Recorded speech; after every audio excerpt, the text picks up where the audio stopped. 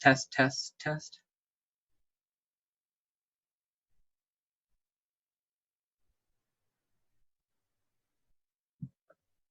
Testing.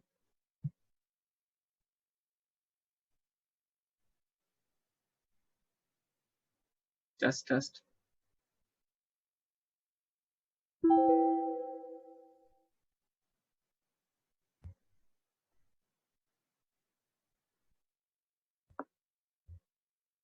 Okay, perfect. Thank you.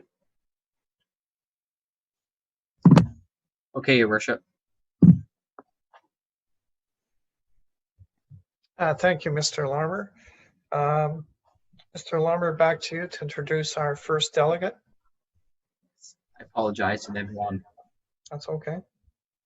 So next, Your Worship, under delegations, we have Dora Body regarding a request from the Cobourg Ecology Gardeners, proposal for basic maintenance of the garden while restrictions on the use of the park facilities are in effect.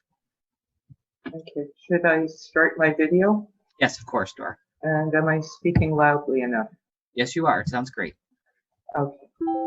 All right, Mayor Henderson, Deputy Mayor Sagan, and members of council, thank you for the opportunity to present on behalf of the Cobourg Ecology Gardeners. I'll try to keep this short and to the point, and I'm happy to answer any questions at the end. Unlike other town parks, the Ecology Garden is maintained by volunteers, not the Parks Department. In effect, we're the staff for this park. Our ask is that council give members of the Ecology Garden written approval to do basic maintenance of the garden while restrictions on the use of park facilities are in effect. Our proposal for basic maintenance consists of 4 elements: scheduling, interaction with garden visitors, what we would do and what we would not do. I'll go through each of these now. So scheduling. We would develop a schedule that ensures that no more than 2 people are working in the garden at any time. If 2 people are present, one would work in the east section while the second person works in the west. Before implementing the schedule, we would develop safety protocols to be followed by all gardeners. As far as interaction with garden visitors goes, we would practice physical distancing from people who are passing through the garden, and we would advise visitors that maintenance is being done with town approval and restrictions on the use of park facilities are still in effect.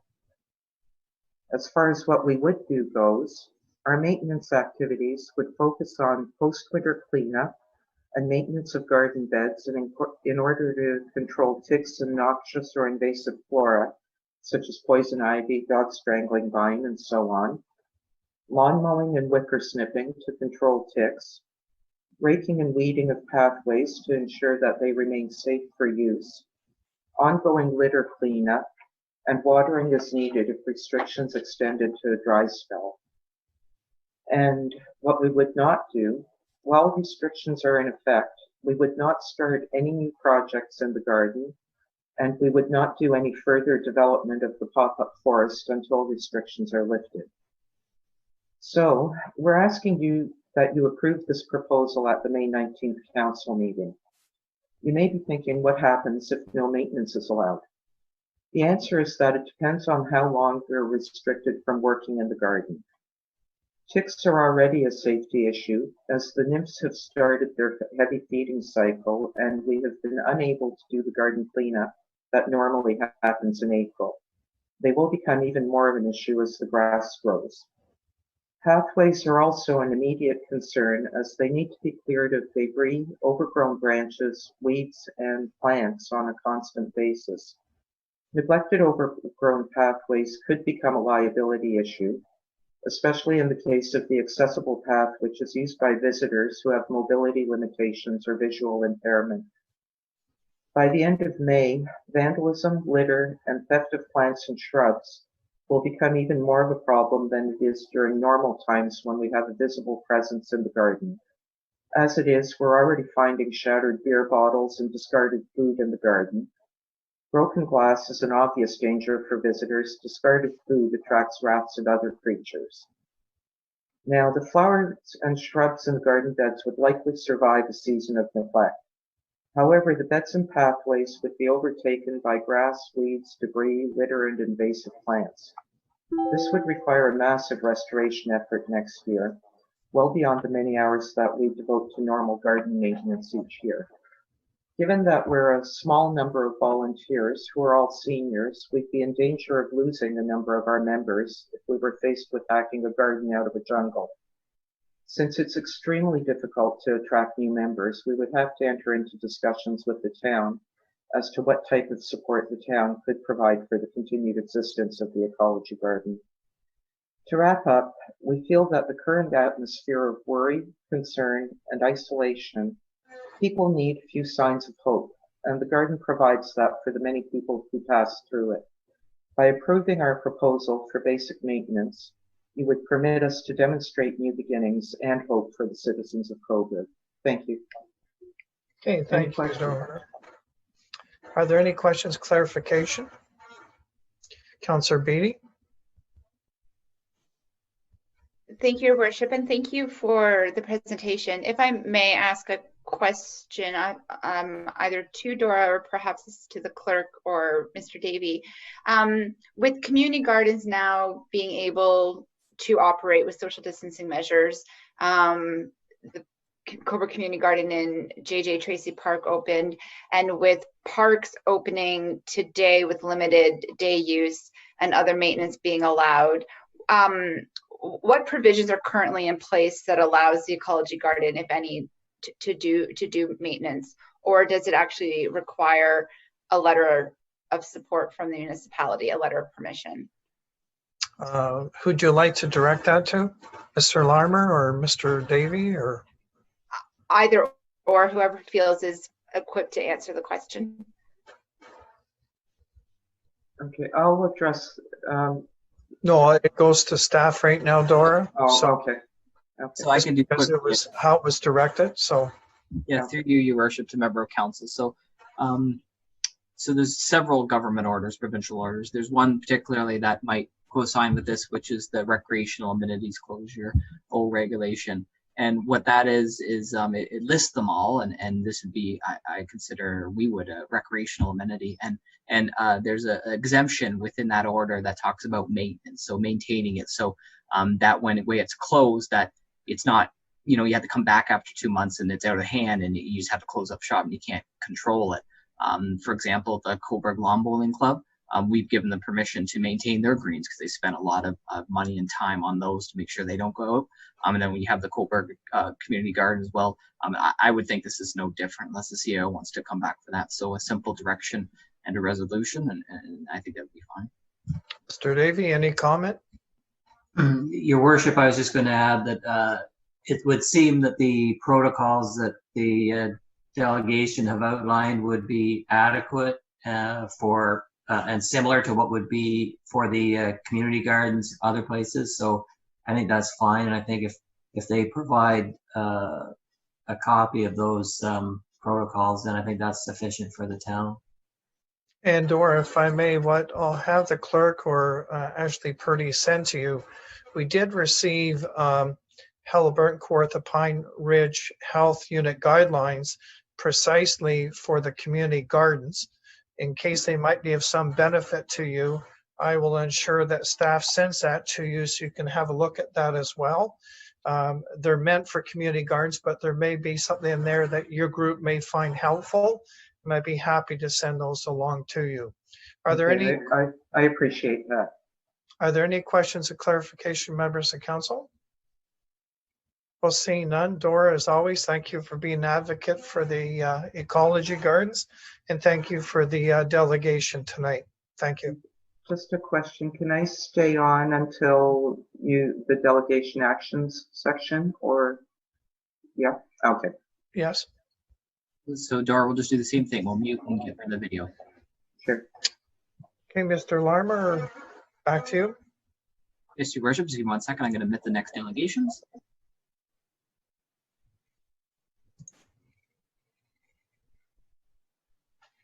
So as they're coming in, Your Worship, we have delegation number 2.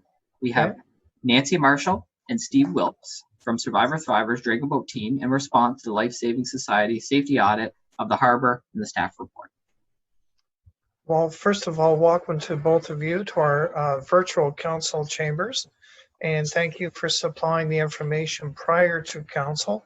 I'm sure council found it most helpful. Please try to summarize. We'll keep within certainly that 10-minute time frame. If we get past that, I'll certainly give you a heads up. So again, welcome, and we look forward to your matter before us. Thank you very much, and good evening, Mayor Henderson, councillors and staff. I hope you're staying well during these challenging times. As the mayor said, my name is Nancy Marshall. I am the past president of Survivor Thrivers. I've been active with the team for over 12 years. And I'm here virtually with our coach, Steve Wilkes, to share our comments related to the Cobourg Harbour that we shared Parks and Rec Advisory Committee last October, included in the report. While we don't agree with everything in the report, we were struck by its positivity, and that is what gives me hope. It was positive throughout. On one page, I was really encouraged to read that the town supports and promotes stakeholder engagement and active two-way communication in order to find solutions that all parties can come to agreement with. We're waiting for an invitation to participate. We want to be engaged. We know that in the midst of the COVID-19 pandemic, our on the water dragon boat paddling is on hold, but we're not.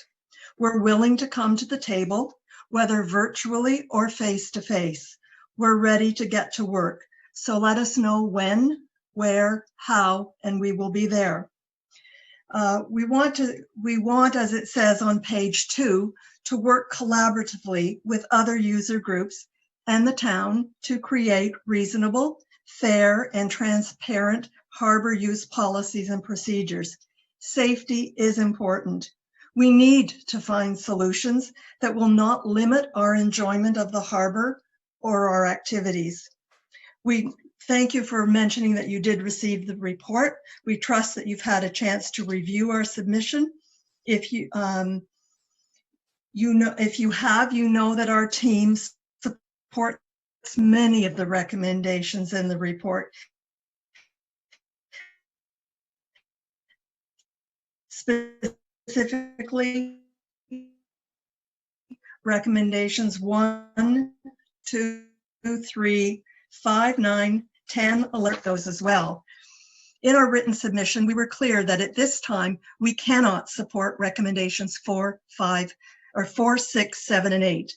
The town and all the user groups need to have more conversations. We need to come together. We need to share our expertise. We need to create an action plan that involves all parties. We must find reasonable, common sense solutions to the identified issues. There's lots of work to be done. So at this time, I'm going to turn it over to Steve. He will address some of our specific concerns related to recommendations 4, 6, 7, and 8. I might chime in, and then we're certainly prepared to answer questions. Steve? Thank you, Nancy, and good evening to everyone. Thank you for the opportunity to have this conversation with you. Specifically, when we looked at recommendations 4, 6, 7, and 8, there's clearly a relationship between these particular recommendations. And it's imperative that we have a conversation with respect to each before we would support these particular recommendations. Recommendation 4 was really about the Emergency Response Procedures Manual, and we think that that's absolutely important, but it does require some input not only from our group, but from the other stakeholders that would be using the harbor. Most specifically, I wanted to focus in on recommendations 7 and 8. So number 7 is really about the separation of motorcraft and self-powered craft within the harbor area. And we're just kind of curious with regard to this. We believe Transport Canada and the Coast Guard have outlined a well-established set of rules and regulations for all boating operators, and it's actually backed up by elements of the Criminal Code of Canada that would govern how people operate craft within a body of water. And when I read this particular recommendation, it struck me that as a paddler in a club that trains in the Pickering area in Frenchman's Bay, many times in the summer we're visited by the Durham Regional Police Marine Unit just to check on our boat to make sure that we have all the appropriate safety gear and equipment. And we're comforted by the fact that the Marine Unit does check in on us to make sure that we're operating safely. So we think that there may be opportunities within the management of our own harbor area where we could have, similar touch points with organizations like the Cobourg Police if they have a Marine Unit, or the Coast Guard. More importantly, when you look at this recommendation and you look at how the approach right now is to separate the motorcraft and the paddlecraft, we really do need to take into consideration not just the specific locations of these areas, but what are the other governing pieces of information that help guide safety for both motorboats and paddlecraft, depending on wind, weather, wave separation. There's a number of factors which actually make it safer to conduct activities in certain quadrants of the harbor. And if we enforce a particular area in terms of separation, we may in fact be putting paddlers and/or boaters at higher risk because they're forced to areas of the bay or the harbor that, based on the in-moment weather conditions, may not be the safest place to operate. So we believe there's more discussion about this and more information that we can bring to the conversation to help craft a way in which we could help separate and control and have a level of safety improved in the harbor. In regard to recommendation 8, the requirement for a safety boat, we believe does need further dialogue. We need to understand not only what our requirements would be for a safety boat from a technical perspective, but we also need to hear from the other groups to understand what their requirements are. Then we just have to look at what are the capital investments for a safety boat, what are the operating costs, what's the staffing model, and the associated policies and procedures. We believe that there's a lot of discussion that needs to take place in order for an appropriate solution for this particular recommendation is brought forward. And we're totally open to having that dialogue. We have a lot of expertise that we can bring from a dragon boat perspective, and we're quite open and willing to share that so that we do end up with the best possible safety infrastructure in the harbor and policies and procedures. Item 6 on the recommendation list was essentially the user group agreement form. And we believe that there needs to be some clarification around the responsibilities and what are the best practices and what are the minimum standards. So again, we're quite open to having that conversation to bring our expertise and work with the other user groups and the town so that the best possible agreements can be put in place, and then have that information, make sure that it trickles into the emergency response procedures manual, as well as the safety boat policies and procedures, and how they would end up ingrained in the emergency response procedures manual as well. So when you look at our response, there is an overwhelming support for a number of recommendations, and an openness and a willingness to communicate and collaborate and share our expertise so that we can find solutions to the areas in which we've identified in our response. I thank you for your time and attention this evening, and Nancy and I are available to field any questions that you may have. Okay, thank you both for a most informed presentation and a detailed response. Questions of clarification only from members of council? Okay, seeing none, thank you both very much for your presentation. Mr. Larmer? Great. So just, Your Worship, I'm just going to let Nancy and Steve Wilkes, we're just going to keep you in the meeting for the next delegation. You can hear it. We're just going to mute and you can just turn off your video. Okay, Your Worship, I'm going to invite the next delegates in.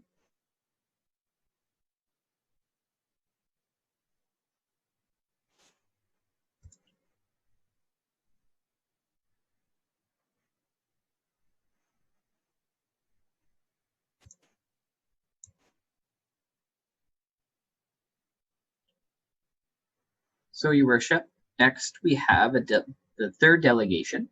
We have Monica Sheridan and Alan Clough, Cobourg Yacht Club, response to Lifesaving Society safety audit of the Harbour and the staff report. Again, welcome to both you to our virtual meetings of council. I'd also like to congratulate you for submitting a written form that would certainly assist all council members. I'd like to inform that we have a 10-minute maximum in delegations, but if you get close to that, I will certainly provide a reminder to you. So welcome, and we look forward to your presentation.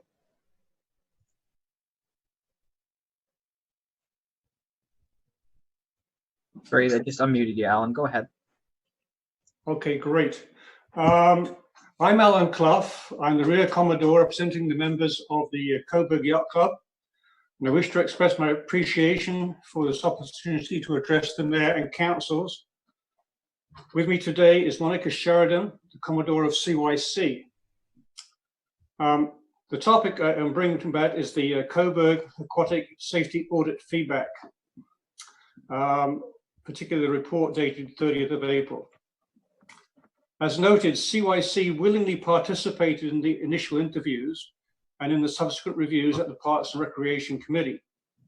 In general, CYC is supportive of the objectives of the safety report. In our initial submission, we commented on 5 of the 16 recommendations. 2 of those comments were to note our existing compliance. So effectively, we only commented on 3 items plus some general observations. I'll review our areas of concern and make some general observations at the end of the presentation. In some instances, these comments are far blunter than the original comments, as the original comments seem to have been ignored. The first comments are around the section on policy development, recommendation number 6, on best practices and standards. The CYC Learn to Sail, or LTS programs, are not camps, but are regulated educational programs. The regulations for recreational boating schools are set out by the Federal Ministry of Transport. The Sail Canada training program, to which the CYC adheres and its instructors are qualified, complies with those Transport Canada requirements and is one of a dozen such programs that are recognized for excellence and compliance by World Sailing, which is the international governing body of sailing. To say that the requirements of Sail Canada programs are comprehensive is an understatement. In the stakeholder comments, it was very disappointing to note, firstly, the absence of recognition of existing compliance with national bodies, and secondly, the 1.5-page staff response defending the LSS, that's the Lifesaving Society recommendations on best practices and standards, which are largely ill-informed and irrelevant to LTS. The requirements for compliance with national bodies should be paramount and consequently render other best practices and standards requirements redundant. Additional requirements and their accompanying red tape should not be arbitrarily thrust upon organizations when far more relevant and comprehensive standards already exist. It is very disappointing that the staff report has ignored this commentary, which has previously been made by CYC, and I also believe the same comments were made by the Cobourg Dragon Boat and Canoe Club. Secondly, recommendation number 7, enhance craft safety and reduce risks inside the harbour by separating motorcraft. The staff response of, quote, water safety zones could be easily marked to separate paddlecraft and swimmers from motorboats and other self-propelled craft is essentially true, but it sadly ignores the impact.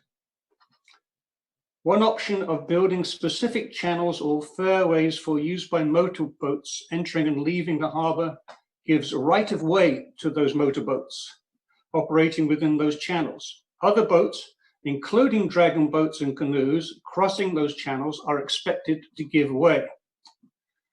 Refer to the Federal Government's Collision Regulations Act, Part A, Rule 9D, and limitations on local rules placed by Part A, Rule 1B. Consequently, marking motorboat channels will increase danger rather than decreasing it.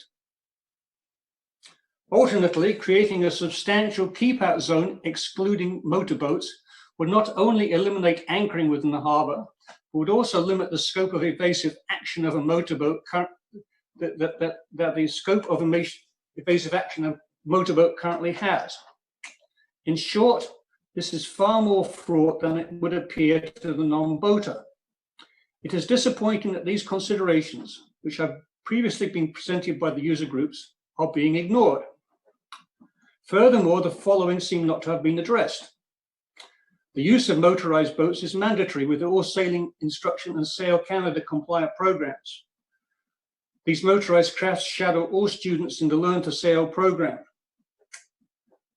Also, I would note that this is actually a recommendation of the LSS. Wind direction and strength are major factors governing where and when LTS sailboats and other non-powered craft operate, and restricting the area available to them will severely hamper the safety and effectiveness of those programs. There's a safety issue of sailing vessels using the harbour to raise their sails prior to exiting the harbour. The collision regulations for boats entering and exiting the harbour also need to be taken into consideration, as they have a profound effect on traversing the harbour. The Cobourg Harbour has a large number of visiting boats. They will conform to collision regulations set by Transport Canada, not a small harbour with unique rules. There is no opportunity to educate users as suggested. And last but most importantly, there is a need to consult with the Coast Guard.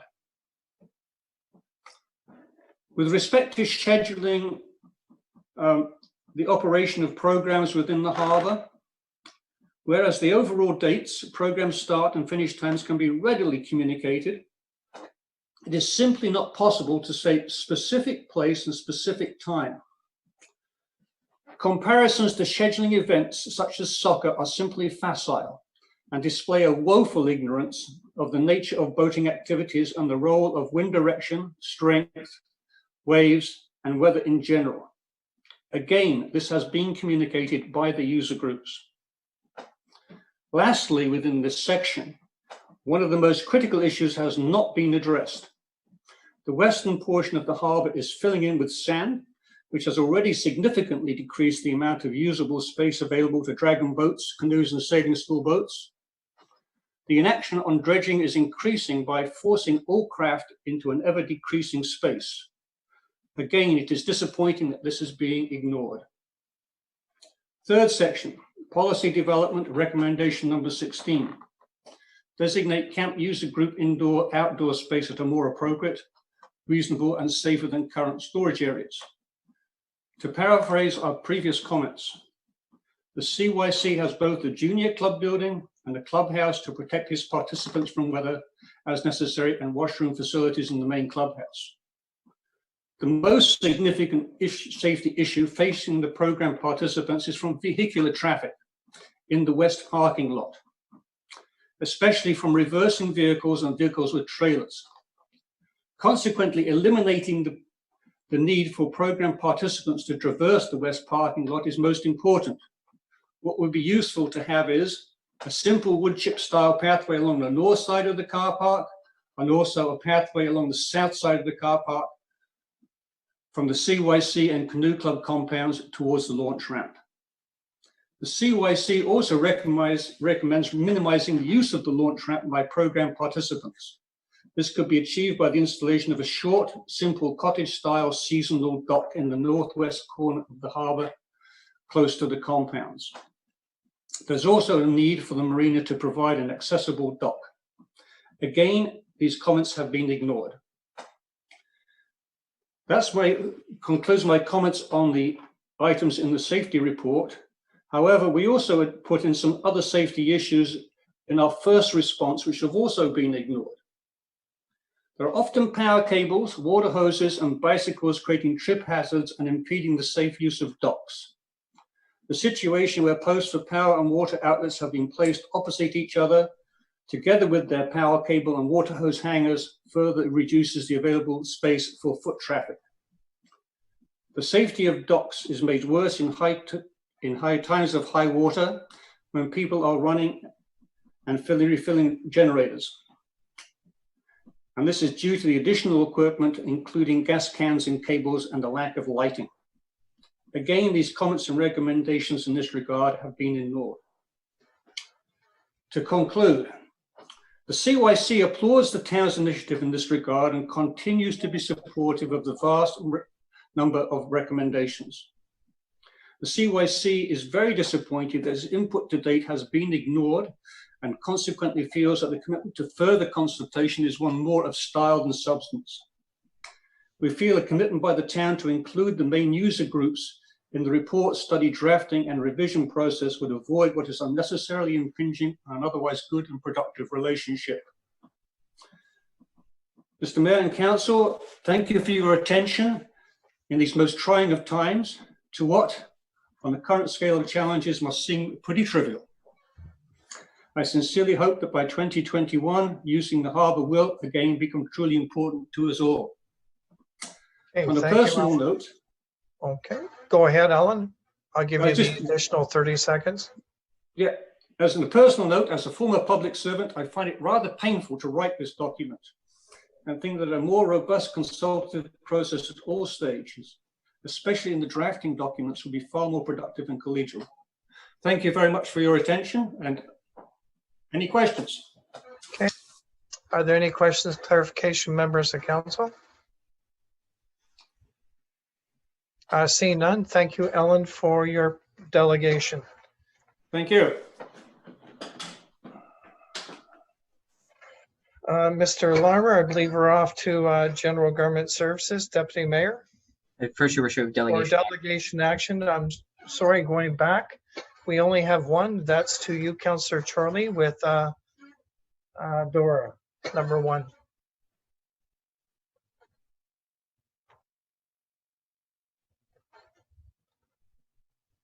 There we go. Thank you, Mayor Henderson. The delegation action regarding the ecology garden is that council received the delegation action from Dora Body, Chair of the Cobourg Ecology Gardeners, for information purposes, and further that council grant the ecology gardeners permission to maintain the garden while adhering to the social distancing protocol outlined in the delegation, with a letter of permission provided to the chair as requested.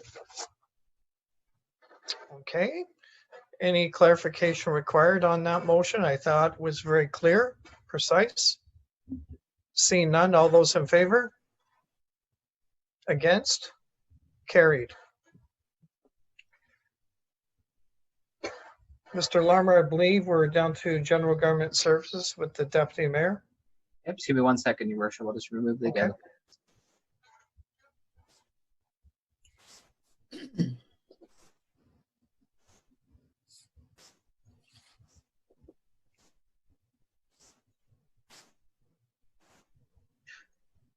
And next, your worship, we have General Government Services. Deputy Mayor. Thank you, Your Worship. And the first item is a memo from the Interim Chief Administrative Officer Treasurer regarding continued financial assistance in response to COVID-19 pandemic. The action recommended that Council approve the following measures be extended in order to continue to provide financial relief for taxpayers and residents of Cobourg. 1, transit services will continue to be provided at no charge until May 31st, 2020, and that the current transit schedule as approved by Council on April 14th, 2020 be continued. 2, free parking will continue to be provided in all municipal lots and at municipal parking meters until May 31st, 2020. And 3, any taxpayers on the pre-authorized payment plan with concerns about paying their next payment due June 10th, 2020 may contact the Finance Department to discuss payment arrangements. Before I go to questions, I will say that this the free parking came up at the DBIA meeting a few days ago, and their request was to go to free parking till the end of the year, but they are going to be bringing a request to our budget meeting, which will now be held on the 21st of May from till August 31st. But for tonight's motion, I will leave it at May 31st until it's further discussed and until we receive that official request from the DBIA. So I'll open it up if there's any questions, comments from members of council before I ask for the vote. Councillor Bureau. Thank you. I did have actually additions to that. The next one was on behalf of the residents of Cobourg, that council requests that the County of Northumberland continue with 1 free bag of garbage until the emergency is lifted. I was wondering if we were able to, I may have not got the wording right, but I wanted to make sure that on behalf of council that we could share to the county that our residents really needed that. It was, I did a couple of Facebook posts, and one of the major things was keeping the social distancing and keeping the 1 free garbage bag until the end of the emergency. Councilor Bureau, could you format that in a way that, as because we can't do that ourselves, as you know, as a recommendation? Could you please read that again? Because Yep. council can only approve a recommendation. We cannot continue the free garbage bag. I did send the wording, I did send it into Mr. Larmer. Okay. And then there's number 5 as well. Since the town of Cobourg closed, or do you want to do one at a time? Yeah, request that the County of Northumberland continue with. Okay, as long as that word request is in there, yes, go on to number 5. Since the town of Cobourg closed all municipal facilities, programs, and tourism, the town has and will be losing significant revenue that will be the burden of all residents. I request that Mayor Henderson write a letter to Philip Lawrence, our MP, and the Federal Minister of Finance, Bill Morneau, also to David Piccini, our MPP, and the Provincial Minister of Finance, Rod Phillips, on helping our town with financial relief. Mayor Henderson, I'm going to ask your comment on that one, seeing as it's being directed to you. Is that something that you feel is doable from this council? Well, I know it's certainly being looked at in order and phasing in and discussion with our virtual meetings with MP Philip Lawrence and MPP Piccini. Personally, I'd like to have the opportunity to express our interest in where that may be, not only in Northumberland County, but all Peterborough South, to see if there's a common element going forward. I have not had that discussion at this point. Okay. I don't know if that's helpful to Councillor Burrow or not, but I find that when we have unified discussions, our representatives, in my opinion, are doing a great job in taking that back both to the Premier, Prime Minister, and the different ministers for consideration. And that's often how orders are coming out weekly with changes. I'd first like to be able to have that dialogue with Mr. Piccini and Mr. Lawrence as opposed to throwing a motion at them. Okay, I'll go to Councillor Beattie, has her hand up. Thank you, Deputy Mayor. Through you to Councillor Bureau, I appreciate you being bringing this forward, but I think I have to echo the Mayor's sentiment. But my question of clarification is, you indicate obviously the impact that tourism has on a community like Cobourg. Is this a particular municipal tourism relief? And if so, have you been following what the Ministry of the provincial level, the Provincial Minister of Sports, Tourism, and Heritage has been proposing for festivals, tourism, businesses? And then secondly, I'm sure we all follow the Association of Municipalities of Ontario as they continue to advocate for municipal relief as well at multiple levels. So how is your additional motion any different from what the current minister is doing and what AMO is advocating for?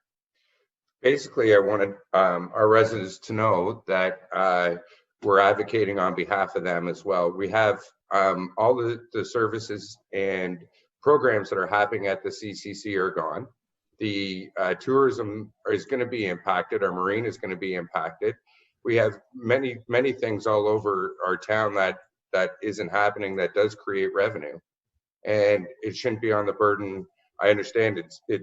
Once we are finished this emergency and things start opening up again, we're going to be significantly short funded. So to me, I thought if for our citizens to show that council is behind them and we're doing everything we can.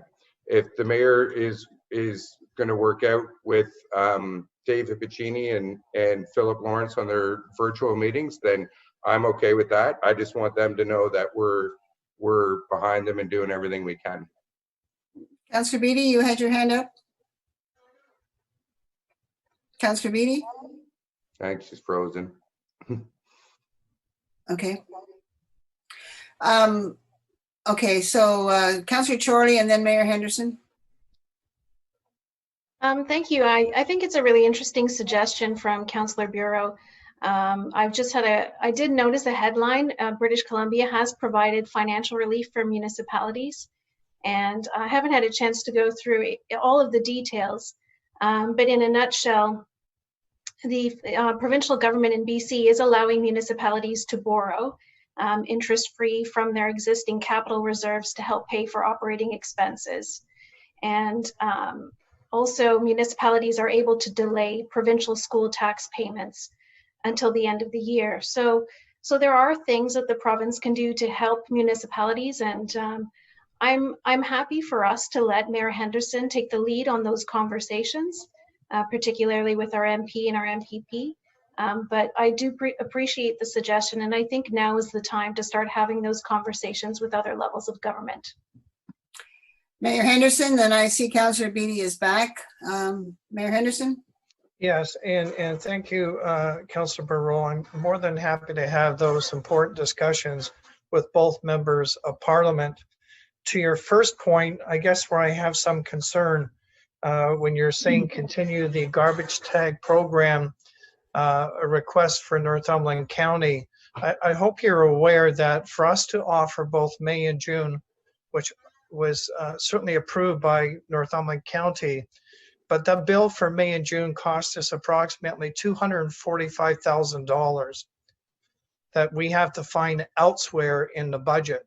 So if you're suggesting to the end of COVID, and predictions is this may not end until April 2021, if that, my answer is your motion will perhaps cost the county well over $1 million that we have to find elsewhere.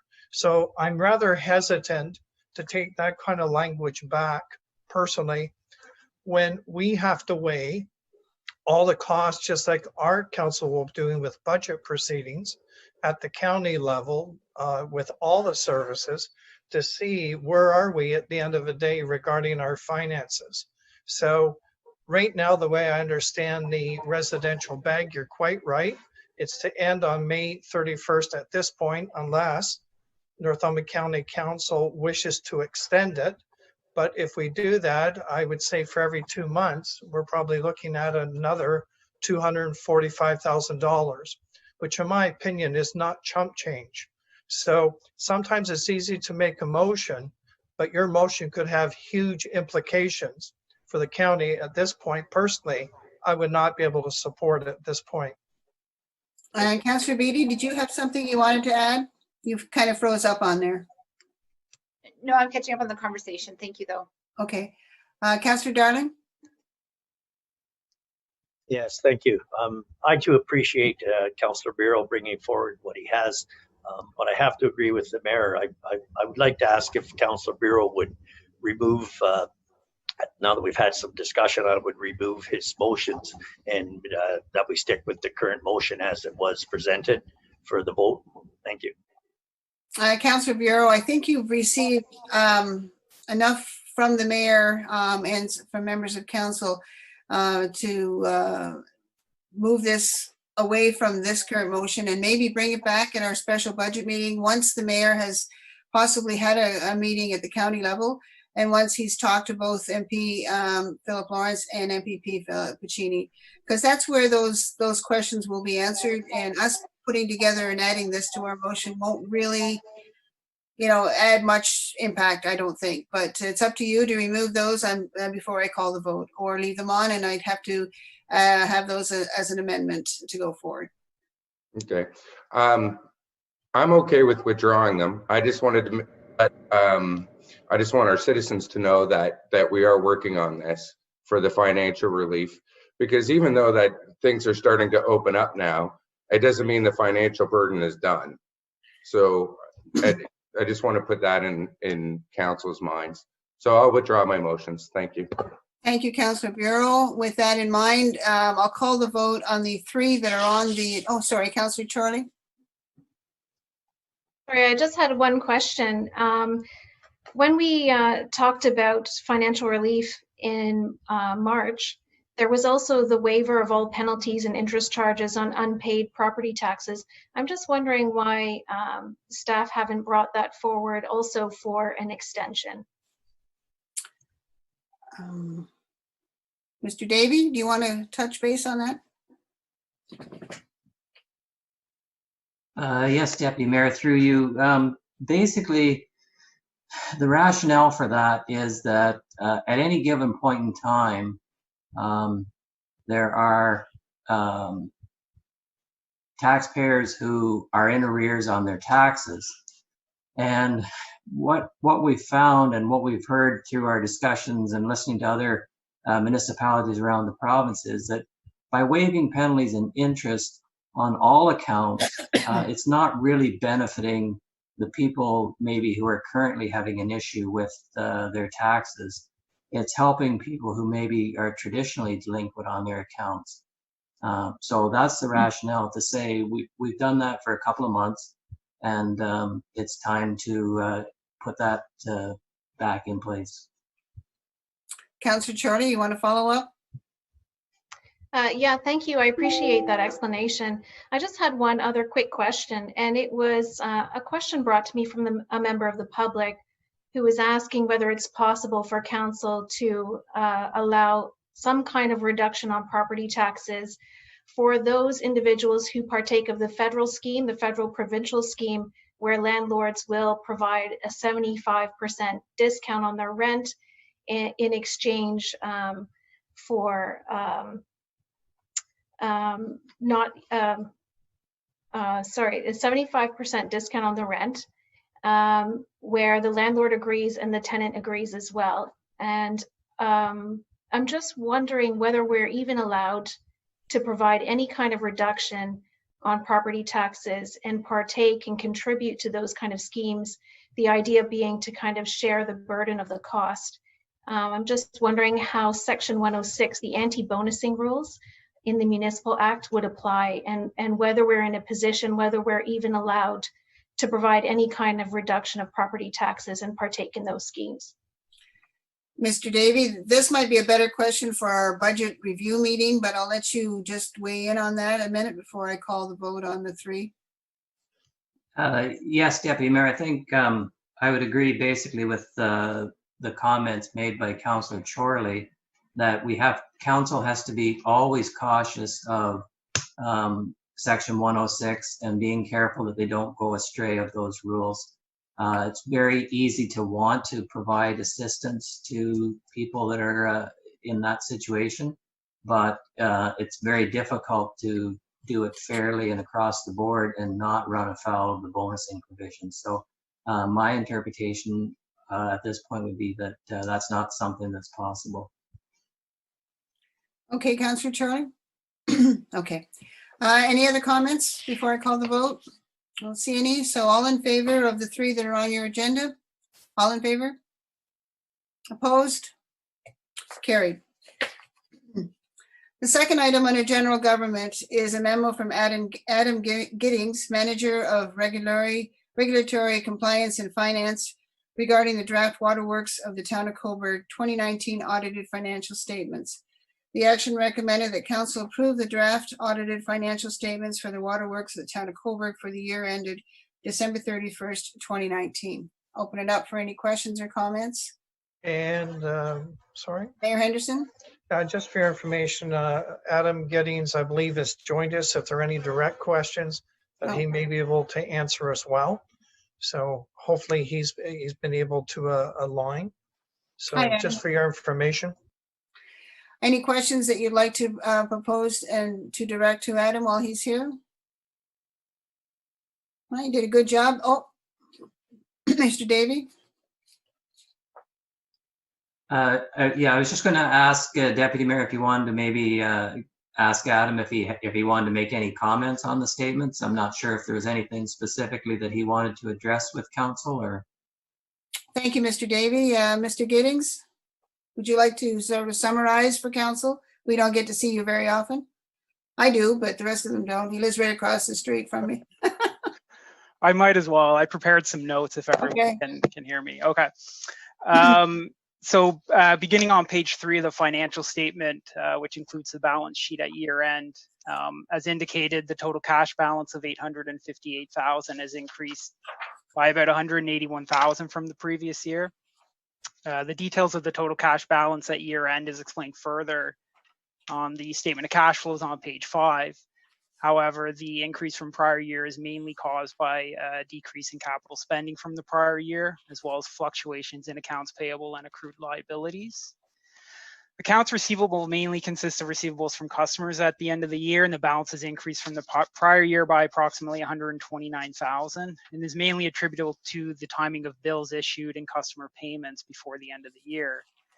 The increase is also the result of an increase of approximately 130,000 in HST receivable at year end. As in prior years, unbilled revenue is an accrual for the customer's December 29 water usage, which was not billed until 2020. The accrual is consistent with prior year. Accounts payable and accrued liabilities mainly consist of invoices owing to vendors at year end. The decrease from prior year is expected, as the 2018 balance included approximately 315,000 in payables as a result of the completion of the Henry Street water main relining in 2018. The balance due to Town of Cobourg of 745,000 is the amount owing to the Town of Cobourg for sewer billings for the month of November and December. That is, Lakefront bills customers for the sewer charges each month and then remits the amounts to the town for the following month. Page 4 is the income statement, which includes the 2019 budget, the 2019 actual, and the prior year actual. Revenue related to the sale of water is decreased from the budget by approximately 137,000 and is consistent with the prior year. The decrease from budget is a result of a decrease in water consumption from the prior year. The decrease in consumption is also limited the increase from prior year to less than 1%, significantly less than expected based on the budget, the rate study, and the financial plan. Other revenue mainly consists of revenue for water tower rentals. That is, customers pay a rental fee for including their equipment on Waterworks water tower. With regards to the expenses, water distribution expenses decreased by 58,000 from the prior year. The water distribution expenses consist of chemicals purchased, water tower maintenance, hydrant maintenance, mains and services maintenance, and water meter maintenance. And the majority of expenses were within budget and consistent with the prior year. However, the significant decrease from the prior year is the result of a decrease in mains and services. In 2018, there were substantial main breaks, one at Westwood and Carlisle and another at Division Street by the Via Rail Station. In 2019, there were minimal main breaks, which contributed to a decrease in the expenses. Administration and general expenses increased from the prior year by 94,000. The increase from the prior year is a result of a slight increase in wages as a new HR administrator was hired in October 2018.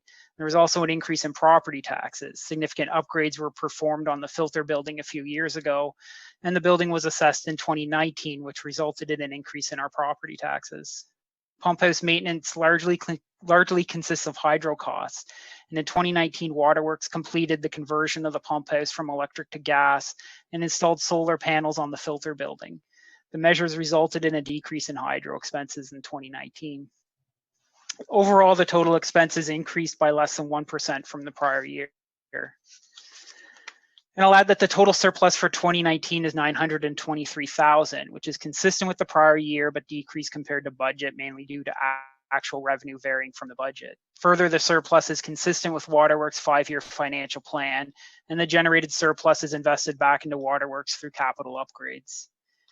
Page 5 is a statement of cash flows, which contains a significant amount of operational information. The statement indicates the surplus for the year as well as any increases or decreases in cash. As indicated, the 2019 surplus was used to reinvest in Waterworks capital infrastructure of approximately $3 million. There were a few significant capital investments in 2019, including completion of the Henry Street water main relining, the conversion of the pump house from electric to gas, installation of a polymer system at the filtration plant, completion of a solar project at the water treatment plant, and of course the water tower. Page 6 is a continuity schedule of the statement of changes in net financial assets and is self-explanatory, so I won't go into any further detail than already provided. The remainder of the financial statement are the significant accounting policies and the notes to the financial statements. I won't go into further details as the policies and notes are consistent with the prior year and are in accordance with Canada Public Sector Accounting. However, I will highlight note 10. There is a subsequent event note in the financial statement because of the time the financial statements were prepared. The extent of the impact of COVID-19 cannot be reliably estimated, and therefore no amounts have been recorded in the financial statement to account for any potential impact of COVID-19. So thank you for allowing me to present, and I'd be happy to answer any questions. Thanks so much, Adam. Very well done as usual. Any questions for Adam while he's here? Seeing none, I've read the action recommended, so I'll call the vote. All in favor? Opposed? Motion is carried. Thank you, Adam. Thank you. The third is a notice from the Corporate Secretary, Town of Cobourg Holdings, Inc. regarding the Town of Cobourg Holdings, Inc. shareholders meeting agenda for Thursday, June 11th, 2020. Action recommended that Municipal Council receive the proposed resolutions as presented within the shareholders meeting agenda, and further that Council authorize the interim Chief Administrative Officer, who is delegated as the shareholder representative, to represent Municipal Council to support the proposed resolutions as presented in the shareholders meeting agenda. Any questions or comments from members of Council? Seeing none, I do have one question. Maybe Mr. Davey, you can answer this. When I was putting this in my calendar, I noticed that the time of the meeting here is 11 o'clock.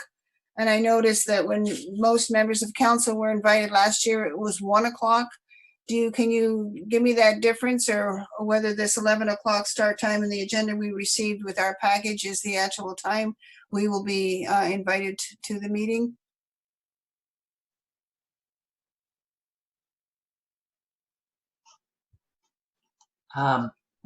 Deputy Mayor, what I'm going to, the way I'm going to answer that is I believe that this is the shareholder meeting, okay, which typically takes place in the morning, and then what you're referring to is the general update to council that takes place usually following that in the afternoon.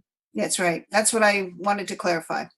Any other questions from members of council? Okay, seeing none, I'll call the vote. All in favor? Opposed? Motion is carried. And that's it for me for general government.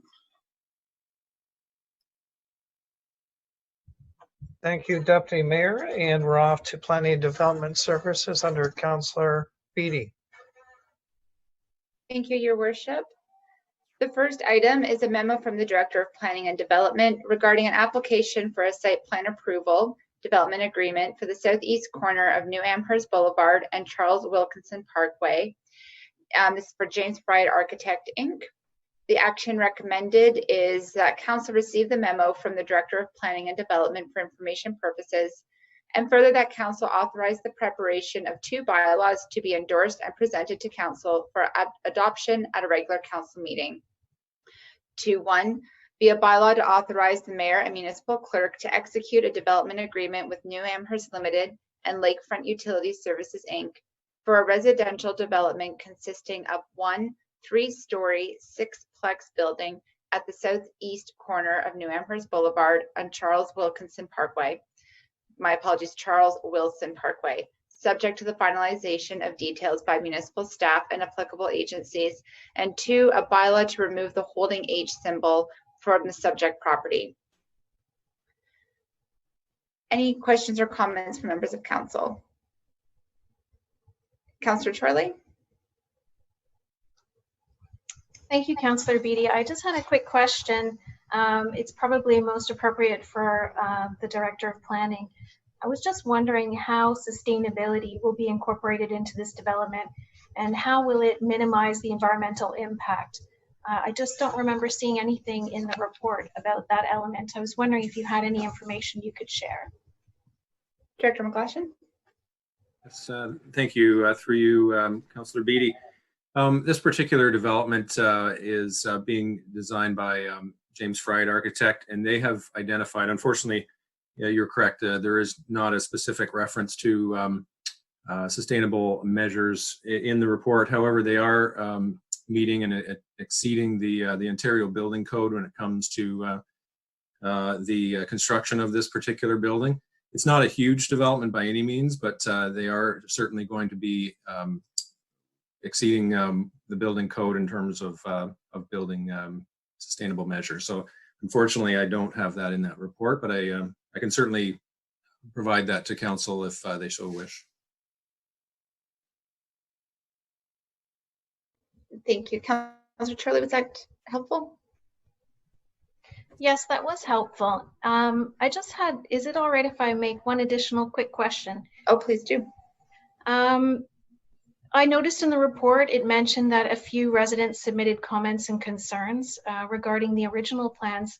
Just for members of the public and for council, I'm just wondering if Director McGlashan, you could just briefly summarize what some of those concerns were and how this new site plan addresses those concerns. Absolutely, through you, Councillor Beatty, in answering Councillor Chorley's question. Yes, there were a number of submissions from area residents regarding the application when it was filed. Predominantly, the issues pertain to the type of development, being a sixplex, a higher density type development in this location where they had originally thought or been led to believe that was going to be single detached dwellings only. I did provide a response to the parties involved, basically summarizing a lot of the history and the chronology of New Amherst community and this particular corridor along New Amherst Boulevard specifically. And much of that response is actually summarized in section 5 of my report, providing basically the background from when the lands were farmland back in around 1989-90, leading up to the approval of the land use planning, master planning documents in around 1997, when the lands were annexed into the town of Cobourg, and basically giving hopefully assurance of that the plans had not changed for this particular block or corridor along New Amherst Boulevard, and that it had always been planned for a higher density, mixed use, mixed commercial residential type development along this corridor, and that the proposed sixplex falls within that planning vision from way back when. In addition, there were a couple of other comments with respect to refuse collection and storage, and as well parking. And one thing we did take into account was the refuse collection area, which originally had been proposed as almost like an open air fenced compound to the rear of the detached garage. And what we did was require that the refuse compound be totally enclosed within the structure, including a roof and walls and such. So the refuse area will be completely enclosed and buffered from view, and that was successfully provided for in the plans. And with respect to the parking, the rear parking is something that the laneway, it's a laneway based development, and all of the parking will in fact be to the rear or the south of this particular development. We did also request of the developer that they incorporate screening and buffering measures for this parking area, which will include 8 surface parking spaces as well as 1 internal garage parking space. So what was incorporated in the plans was a low masonry wall, approximately a meter in height along the west side of the parking area, abutting New Amherst Boulevard, as well incorporated a number of landscaped plantings and vegetation in that area to help screen parking from public view along New Amherst Boulevard. So that is a quick overview or summary of the responses to the neighbors' concerns, and certainly I can certainly answer anything else that council wishes. Thank you, Director McGlashan. Councillor Turley, did you have any follow-up to that, or was that helpful? No follow-up, but thank you very much for answering those questions off the top of your head. And I apologize, I didn't have a chance to send you those in advance with so many additions to the agenda today. It's okay, and just quickly in response, we did notify the interested parties of the agenda item on the council's agenda, and did receive one response from one particular individual asking just about the nature of the development and the occupancy, and whether it's rental or condominium ownership. And I responded to that individual that the development is proposed to be condominiumized under the Condominium Act at this point. So I think the residents their concerns have been considered by ourselves and the developer and adequately addressed. Thank you, everyone. Unless there's any other follow-up questions, and does anyone need me to reread the motion? We're good. Okay, I'll call the vote. All those in favor to the action as read. Okay, excellent, carried. Moving along to item number 2 is a memo from the Planner One Heritage regarding the Downtown Cobourg Vitalization Community Improvement Plan, the CIP. And this is a summary report for 2019 and the overall CIP monitoring program summary from 2016 to 2019. And the action recommended is that council receive the memo for information purposes. Any questions or comments from members of council? Your worship. Thank you, Councillor Beatty. I don't have a question, but I did want to compliment the planning department and Mr. Johnson in particular for creating a summary from 2016 to 2019, because if you're relatively new entry into Cobourg and we only provided 2019, you wouldn't have that continuity or the learned experience from reading the report if you chose to. And I thought it was a wonderful summary moving forward. So I did want to recognize that. I thought it was a well-written, detailed report. And certainly, again, if we had a newcomer, especially in the business field, it would help to give them some degree of continuity. So again, I'd like to thank Planning Department and Mr. Johnson in this endeavor. Thank you, Your Worship, for those comments of appreciation. Any other comments or questions from members of council? Okay, Councillor Turley. Yeah, I do have a question about the evaluation criteria for the CIP program, for the downtown CIP. It seems that it's mainly being measured by the amount of private sector investment in this that the CIP was able to leverage. So I view that really as being the output, the dollar output of the CIP program. I'm just wondering, in theory, is it possible for us to take those measurements further? Can we measure the outcomes, not just the output? Is there any way for us to consider, for example, the vacancy rate for commercial storefronts on King Street? How has the CIP really contributed to downtown vitalization? I did see one measure of that in the report, and that was the number of residential units that have been created. So I think that's a good measure. That's the kind of measures that I think would be really useful as a council think about how much funding we put into the downtown CIP program. Thank you, Councillor Turley. I do appreciate it. I think we can always look at new ways, new metrics to put into the CIP. And I do believe that we have those opportunities to design those metrics when we put the CIP criteria and evaluation together. Obviously our downtown CIP program is currently paused for this budget year as we look to focus on the affordable housing CIP.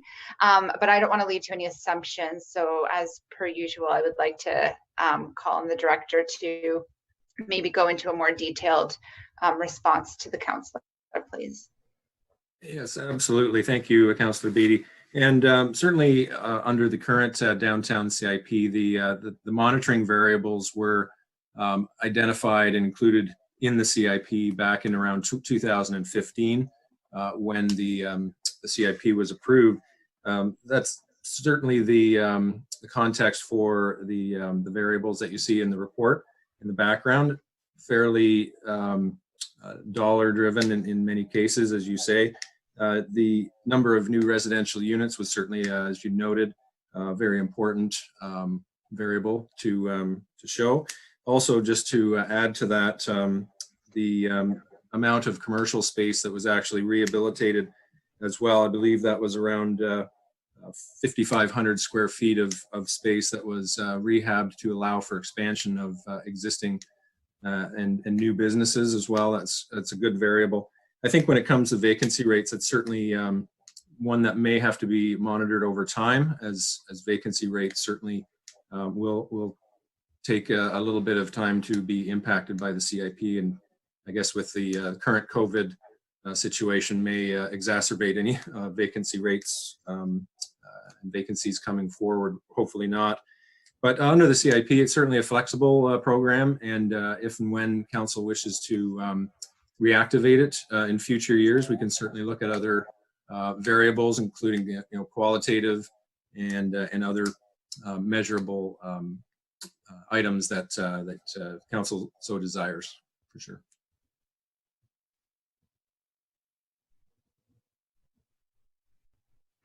Thank you, Director McGlashan. Councillor Chorley, anything to follow up with that, or is that enough detail for when we reconsider the CIP?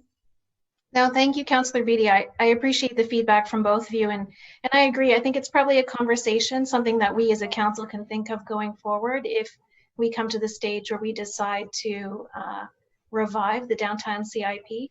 But I appreciate both of your feedback. Wonderful. Thank you. Hey, Councillor Beattie, just another follow-up. In terms of the qualitative measuring variables, there are other avenues in terms of surveys and such that could be utilized for both business owners, landowners, and tenants as well, to see how the programs were effective or not effective. So those are some more variables that we could investigate as we move forward in future years. Great, thank you. I think regardless, valuable content for consideration, regardless of an affordable housing or a downtown CIP. So good to know that those things can always be reviewed and considered by the council of the day. Any other questions or comments before I call the vote? Okay, so the action recommended is just to receive the report for information purposes. So all of those in favor? Opposed? Seeing none, carried. Thank you very much. And on to the final item. We have a memo from the Director of Planning and Development regarding an application for approval of a pre-servicing agreement and subdivision agreement for the East Village Phase 5 subdivision. This is at the northwest of the corner of King Street East and Wilmot Street. And this is for JMCD Holdings, Inc. and Engage Engineering.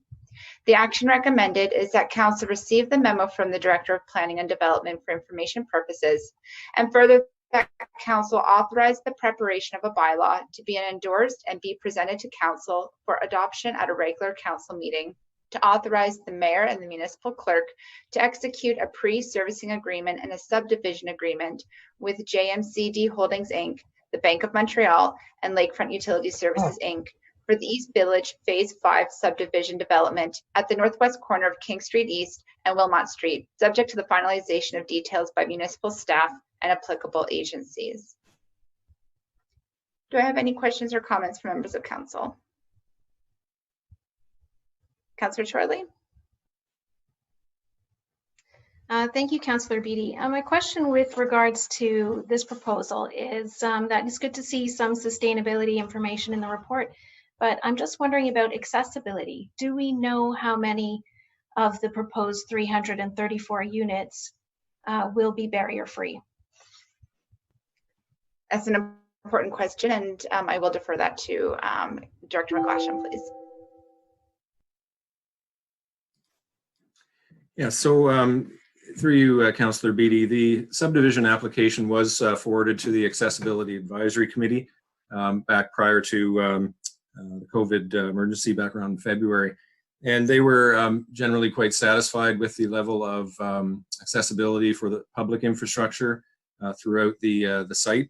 In terms of the actual development of units, majority of the units, let's see, there's 334 as you mentioned, approximately 224 of them will be in the form of multiple unit residential developments such as 10 plexes and the 5-story apartment building at the southeast corner of the subdivision. So those developments are future developments. The 10 plexes in particular are extensions of the current 10 plexes that are in phases 1 to 4 along the north side abutting the railway tracks. The issue of accessibility has arisen with respect to that development form in the past, and the builder is certainly aware and is designing options for providing for barrier-free access through lift mechanisms in those particular types of units.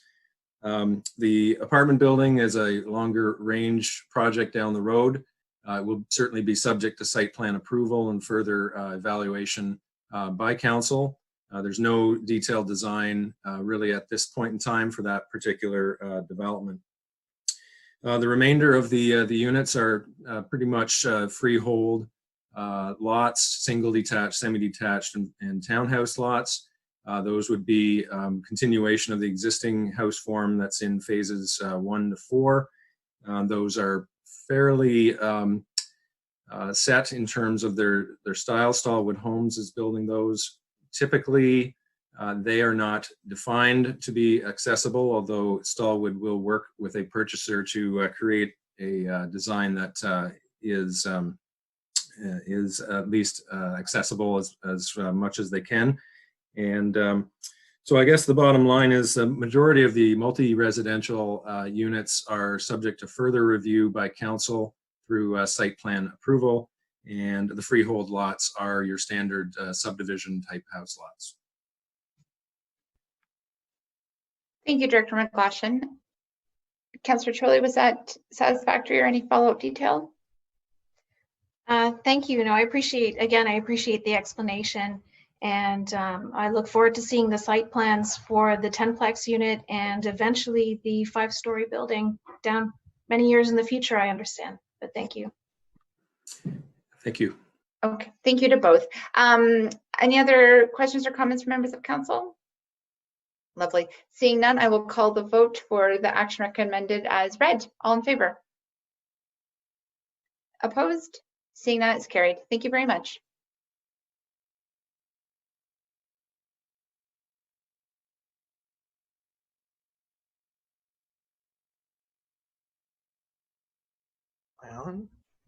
Can I be heard?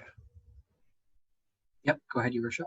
Okay, thank you. We're moving on to Public Works Services, and that's with Councillor Darling. Thank you, Mr. Mayor. I have a memo from the Director of Public Works regarding the dedicated gas funds for the public transportation program, Town of Cobourg 2019-2020. The action recommended that council authorize the mayor and the municipal clerk to prepare and sign a supporting bylaw attached to ensure that the Town of Cobourg receives its payment for gas tax funding and that the funds are used to continue supporting local transportation services, and further that the bylaw be endorsed and be presented to council for adoption at a regular council meeting. Do I have any questions at this time? Okay, seeing none, I'll call the vote. All in favor? Opposed, if any? Carried.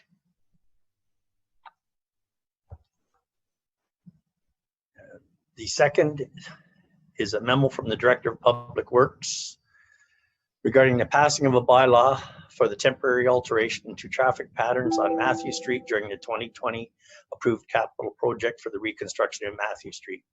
The action recommended that council authorize the preparation of a bylaw to be endorsed and be presented to council for adoption at a regular council meeting.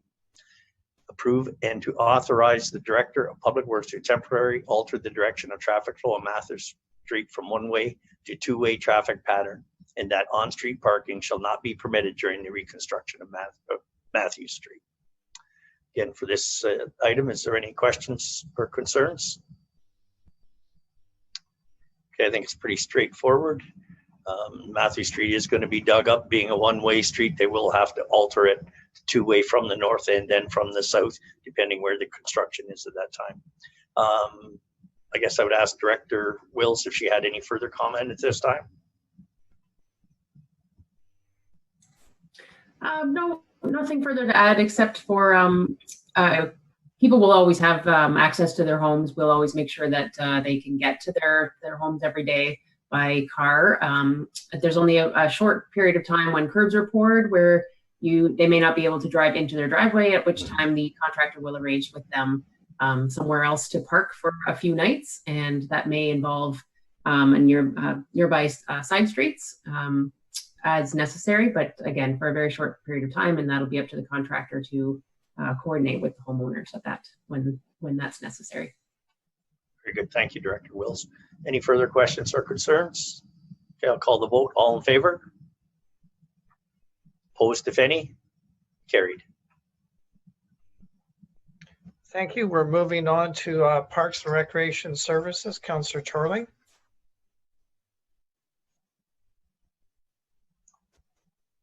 Thank you. So item 1 under Parks and Recreation is memo from the Director of Community Services regarding the unfinished business item, staff report in response to the Lifesaving Society's Aquatic Safety Audit Report for the town of Cobourg Harbour.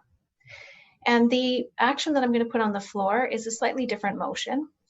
The motion is that Council receive the memo from the Director of Community Services dated April 30th, 2020 for information purposes, and further that Council direct the staff memo, all delegation submissions, and the Lifesaving Society's Aquatic Safety Audit to the Parks and Recreation Advisory Committee for an assessment of each safety recommendation. And just to speak to this, the reason I put this motion on the floor is that as we've heard from the Survivor Thrivers, we've heard from the Cobourg Yacht Club this evening, there are several recommendations in the Harbour Safety Audit that do require careful consideration and review because there have been concerns that they may negatively impact activities and programs in the West Harbour. I've also heard from other user groups, and I have heard from several citizens this week. All are raising very similar concerns about some of the recommendations. I think there are some really good recommendations in the report, but I think there are some that may need to be modified before they are implemented.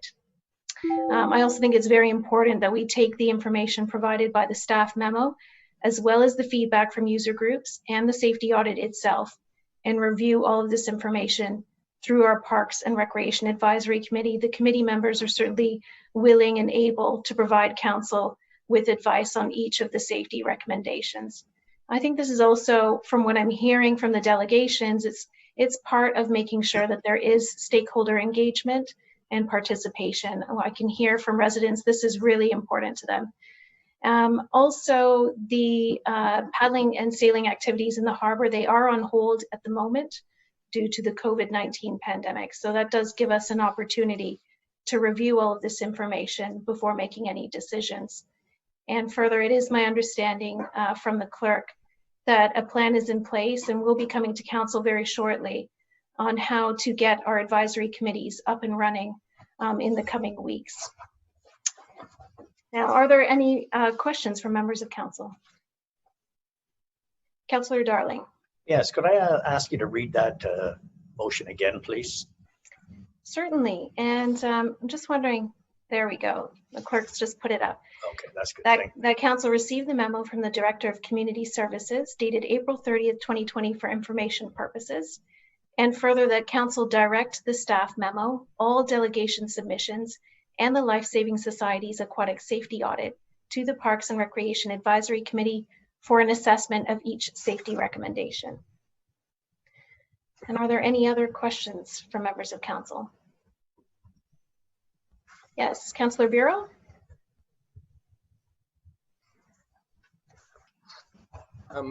I'm actually in support of your motion. I think there's too many unknowns, and we want to make sure we get this right. And I think with the user groups, including the Yacht Club, have concerns, I think it should go back to the Parks and Rec Committee. And if I remember correctly, when this audit came up, after the staff report, we were supposed to send it back to the committee for recommendations. I could be wrong, but I'm pretty sure that's what we did. So I'm in support of this. Thank you for your comments. Are there any other questions or comments? Councillor Darling. Yes, thank you, Councillor Charlie. Yes, I can support your motion. I just have a couple of comments again with the life safety study, safety vote recommendation. I realize that that would be the utmost of safety, is having a watercraft on with the boats at all times, but I'm not sure that's feasible. Being the fact that the dragon boaters and all participants on the water have life jackets, the dragon boaters actually wear them. They're not just in the craft as required by the rules on the water. I would like to see that further discussion takes place on that, and maybe that you know, for large events like regattas, you know, the United Way one in the fall, and that there is a safety boat for special events when there's multiple boats on the water. I think it would be added security then. In Director Hustwick's report, there was some references made to boats tipping over in those events. A number of years ago, I was on one of those boats that tipped over, and we had one person, although they had a life jacket on, was very panicked in the water, and I actually had to swim that person to shore. So I think for large events like that, the boat would make sense. But with it being in the inner harbor and calm water, and everybody having life jackets on and having the Coast Guard, I'm just not sure if the life safety boat would be feasible at all times. But if I may, at this time, I'd like to ask Director Hustwick if he could comment on the motion, if he would like a moment to. Director Hustwick. Thank you, through you, Madam Chair, to Council. I think what's really important to recognize, and I tried to express that in the very lengthy report, but perhaps it didn't come across clearly enough. The purpose of staff engaging a national organization like the Lifesaving Society, which is a recognized expert in water safety, was certainly not intended to focus on any particular user group. It's part of our multi-year strategy to identify and address waterfront risks. As I said in the report, we started with the beach, we followed through with the floating playground proposal. We've done it through the Clean Marine certification of the marina, and this was the last piece of the waterfront, the higher risk section of the waterfront. Staff are simply doing our due diligence to identify risks in a inherently risky area. When you are involving people in water, it is higher risk. And so we engaged an objective third party to look at our waterfront, which isn't necessarily all that dramatically different from many other harbors and waterfronts around the country, and identify the high-level risk factors and considerations, and to provide some very high-level recommendations. And I think what's being missed here is the recommendations were not necessarily directed at individual groups. They provided examples of best practices.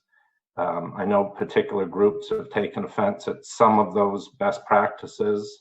Others have been critical that other best practices were not identified in that report. Those were intended as examples of best practices. And I think what's become very clear through this whole discussion is every group has a different opinion. Every group has recognized there's lots of issues. And that's really what the Lifesaving Society identified is there's a lot of issues. relate it to a very active harbor. And because of that, the town has a fiduciary, ethical, legal responsibility to address risk and to mitigate risk. Now, at the end of the day, it's completely up to council whether you want to mitigate risk. We do it elsewhere. The reason we spend almost $250,000 on the beach for lifeguards is specifically to mitigate risks. There's no legal obligation for us to provide lifeguards. We could pull them. There are many different programs and activities taking place in the harbor, most of which we have very little oversight. Our intention isn't to try to reduce the use of the harbor. The whole point of the waterfront report was to enhance use of the waterfront, but it's got to be done in a proactive, safe, equitable, and transparent way. And when we look at our policies and procedures for other facilities and other municipal property, they're very collaborative processes. We meet with ICE users regularly. We meet with soccer and ball clubs regularly. We develop policies and procedures that are collaborative and that work for all those groups.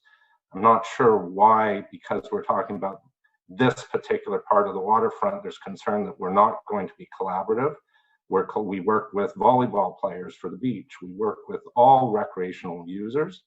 And I think what's really critical here is these are recognized issues in a water area involving human beings. It's not, the recommendations have not stipulated exactly what those policies or procedures or guidelines are. It has identified these issues. That's a first step. The next step is we now need to work with the user groups and look at all of the different standards, guidelines, and policies. The Dragon Boat Canoe Club has certain practices with their use of the Dragon Boat. Survivor Thrivers have their own policies. There are other national policies. Lifesaving Society has developed in a collaborative process their own policy guideline on Dragon Boat. So there's many different practices and standards across the country. There are many different associations and organizations that have overlap. The intention of this was, these are areas that need to be addressed. We need to start that process. We need to start looking at those standards. At the end of the day, the town of Cobourg, as the property owner, needs to be able to say, here are the minimum standards that we want in place, and we work with the users to ensure that they meet them. That's not to say that the standards that end up being developed are going to be any more onerous than the ones that are already being used. I mean, that's the whole point, is that we need to start having those discussions. This was simply the starting point. And, in terms of identifying the high risk zones in the harbor, that's a fact. Those are higher traffic zones in the harbor between the boat launch and the mouth of the harbor and the marina and the mouth of the harbor. That's a fact. So what they're saying is those are higher risk zones. We have a lot of activities that go back and forth between, they cross those traffic channels, and that increases risk. So what they're saying is we need some mechanism of better managing that. So it didn't say, put fences in the water and prevent any crossing of those channels. It said you need to be aware that they are higher risk areas, and we need to work together to develop what are the best ways of managing that. And there's a lot, there's regular programs, there's weekly programs, there's special events. There isn't going to be just a standard approach on any of these issues, because we need to be flexible. So I think, what's important here is we now need to get down into the operations of working with these groups. This went to Parks and Rec Advisory Committee. They did not want to even hear from the Lifesaving Society. They wanted, their recommendation to council is start all over again, send it back to our emergency planner to have her do another report. I'm not sure she's qualified when we have a national organization that is fully qualified, that's already done it. I'm not sure the members of the Parks and Rec Advisory Committee are as qualified as the Lifesaving Society or other members. All I can say is we're committed to working with the user groups. We're not going to do anything that's going to drive organizations out of business. That's our business, is recreation. Director Hustwick, I'm just going to ask you if you can just take 15 seconds to conclude your remarks. I'm done. Thank you. Okay, thank you. And thank you, Councillor Darling, for your comments. Are there any other questions from members of council? Yes, Councillor Beattie.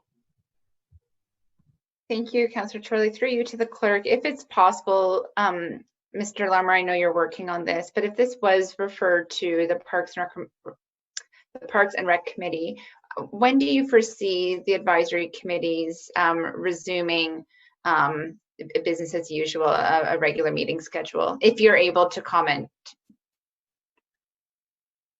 Charlie, through you to Councillor Beattie and the rest of council. So I'm just formulating a report. I'm hoping to get it on to the regular, if not June 1st agenda.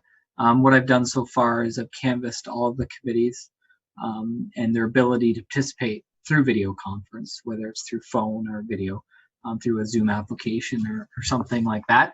I would say about 96% can do that. Others unfamiliar with Zoom, I didn't know that they could actually phone in. So we're looking at pretty much the ability to get going through teleconferencing. We'll take a couple weeks to train, to go through one by one, to work with the chairs. There's new policies, new procedures. Report will also have a couple of informations regarding how we do these meetings, because they have to be public as well.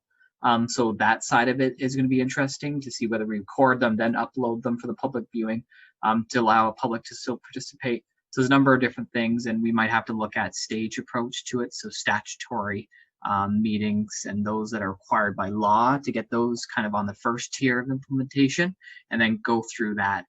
But once they're up and running and the committees are working and the chairs are getting going, I think if anything gets rectified by council, we could get this enacted right away as soon as we can once the next meeting is scheduled. And usually they would just fall into, right now they're suspended, so they just fall into line with the other ones. The annual meeting schedule, it's already in place. That's what I'm trying to say. Thank you. And are there any other questions from members of council? Seeing none, I'll call the vote. All in favor? Opposed? And it's carried. And since the second item has been deferred to June the 1st, I'd like to hand back to Mayor Henderson. Thank you, Councillor Chorley. We're off to Protection Services. Councillor Burkett. Thank you, Your Worship. I have one item. It's a memo from the Municipal Clerk Manager of Legislative Services regarding Victoria Park Beach, Cobourg temporary closure option for council COVID-19 pandemic. The action recommended that council provide direction to staff with one of the following options. And I'm going to go with that council direct staff to remain the status quo and continue the increased enforcement at the Cobourg Beach in order to continue to make sure residents and visitors are complying with the provincial orders and complying with physical distancing guidelines as set out by federal, provincial, and local health units. And I'll open it up for members of council to questions or comments. Councillor Beattie. Thank you, Councillor Burkett. Perhaps you can answer this, if not most likely to the clerk. Just reading a lot of the announcements for the province that came out over the last few days. Reading today that it's expected that tomorrow will be announced that the provincial emergency order might be extended till June 2nd. But regardless, the news that parks are reopening with limited activity, day activity. However, beaches remain closed. Can you, again, maybe just for the public and for council, remind us what that means by parks are starting to open, hiking is starting to open, conservation areas are starting to reopen, but beaches remain closed? I will refer to the clerk on this item if he's able to answer it.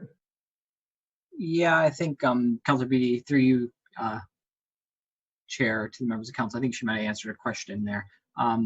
That's exactly right. There's always these little indications of what's going on prior to it happening. So yeah, the provincial government has said that they're now extending the emergency orders and all orders under the Emergency Management Civil Protection Act until June 1st, June 2nd, I think that's what it was. So that'll come out tomorrow. But you're right. He's opened parks for day use only. Still, the orders are in place for picnicking, all those things. So you'd have to walk through. It's the same process. So that's their provincial, and they're able to regulate that. So ours is nothing. Everything's status quo. I should say. It's still open. You can walk along it. You just can't stop. You can't socialize. You have to just keep moving. You can use it as a thoroughway.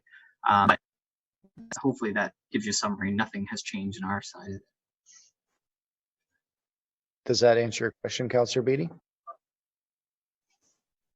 I do have a few additional questions, but I'll pause out of respect for if other councillors have questions. And if they do, if you could please come back to me, Councillor Burkett, that'd be great.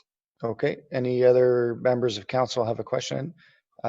Deputy Mayor Seguin. This one's a tough issue. I know I've had a lot of calls and a lot of emails, and the majority have wanted the beach closed.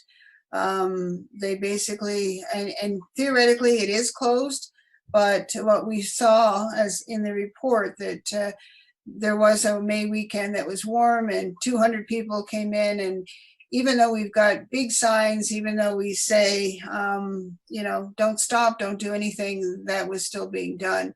My concern is really not for May. It's more July and August, to be perfectly honest. I'm hoping that soon we'll get word from Community Services that the Sandcastle Festival has been canceled. I have not seen that yet. But I think going forward, the monitoring of the beach is very important, and to support the status quo right now is it's hard. It's a hard question, and either one of them would work. And now that we're hearing that the extension is May, is gone to June 2nd. Again, my concern is July and August when the heavy summer months are coming. And if this proceeds today, then there might be a way of bringing this back, because I think we need to know for sure that our citizens are safe. I think all of us want that. And we don't want the beach crowded like it has been in previous years with thousands of people from wherever, Toronto and the area. It's a question of keeping our citizens safe. And I think going forward, we need to revisit this after May 20, after the long weekend in May, and certainly as the hot weather comes. So I'm not sure whether I'm going to support this motion or the other one that was on the other option. Thank you, Deputy Mayor. I will take a question from Councillor Darling. Yes, thank you, Councillor Burkett. I agree with Deputy Mayor's comments here. I'm finding this a tough one as well. I would like to put an amendment on the table that we, if I'm going to support your proposed motion, that we revisit it June 1st. Again, the long weekend's coming up. The weather's still not really sunbathing weather and whatnot, and things are so dynamic and changing so fast that if we look at this again in 2 weeks, and we may take and support this today as a council, and in 2 weeks' time, we may turn and support the other half of it. So I'd like to put an amendment on the floor that we support this motion, or add to this motion that it's till June 2nd or 1st, whatever our council meeting is. Mr. Larmer can confirm that date, 1st or 2nd. And then we look at it again at that time. Yeah, that's for now. That's my thought. Thank you. Yeah. Thank you, Councillor Darling. The next committee of the whole meeting, according to the schedule, is June 1st. So I would be more than happy to put that amendment on the end of this, that this action come back to the June 1st committee of the whole for revisiting at that time. Are there any other questions from members of council at this time?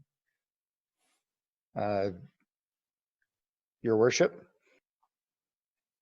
Out of fairness, I think it should be Councillor Barreau before me. I think that was the order, and I'm glad to follow him. Thank you. Okay, Councillor Barreau.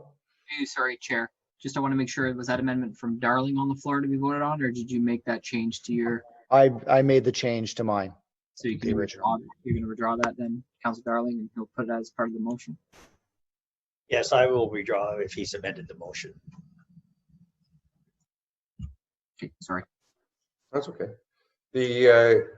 So I know this isn't a technical or any official poll, but I did put this question out to the public on the Facebooks, and there was over, I would say over 200 comments on it, and really it's half and half.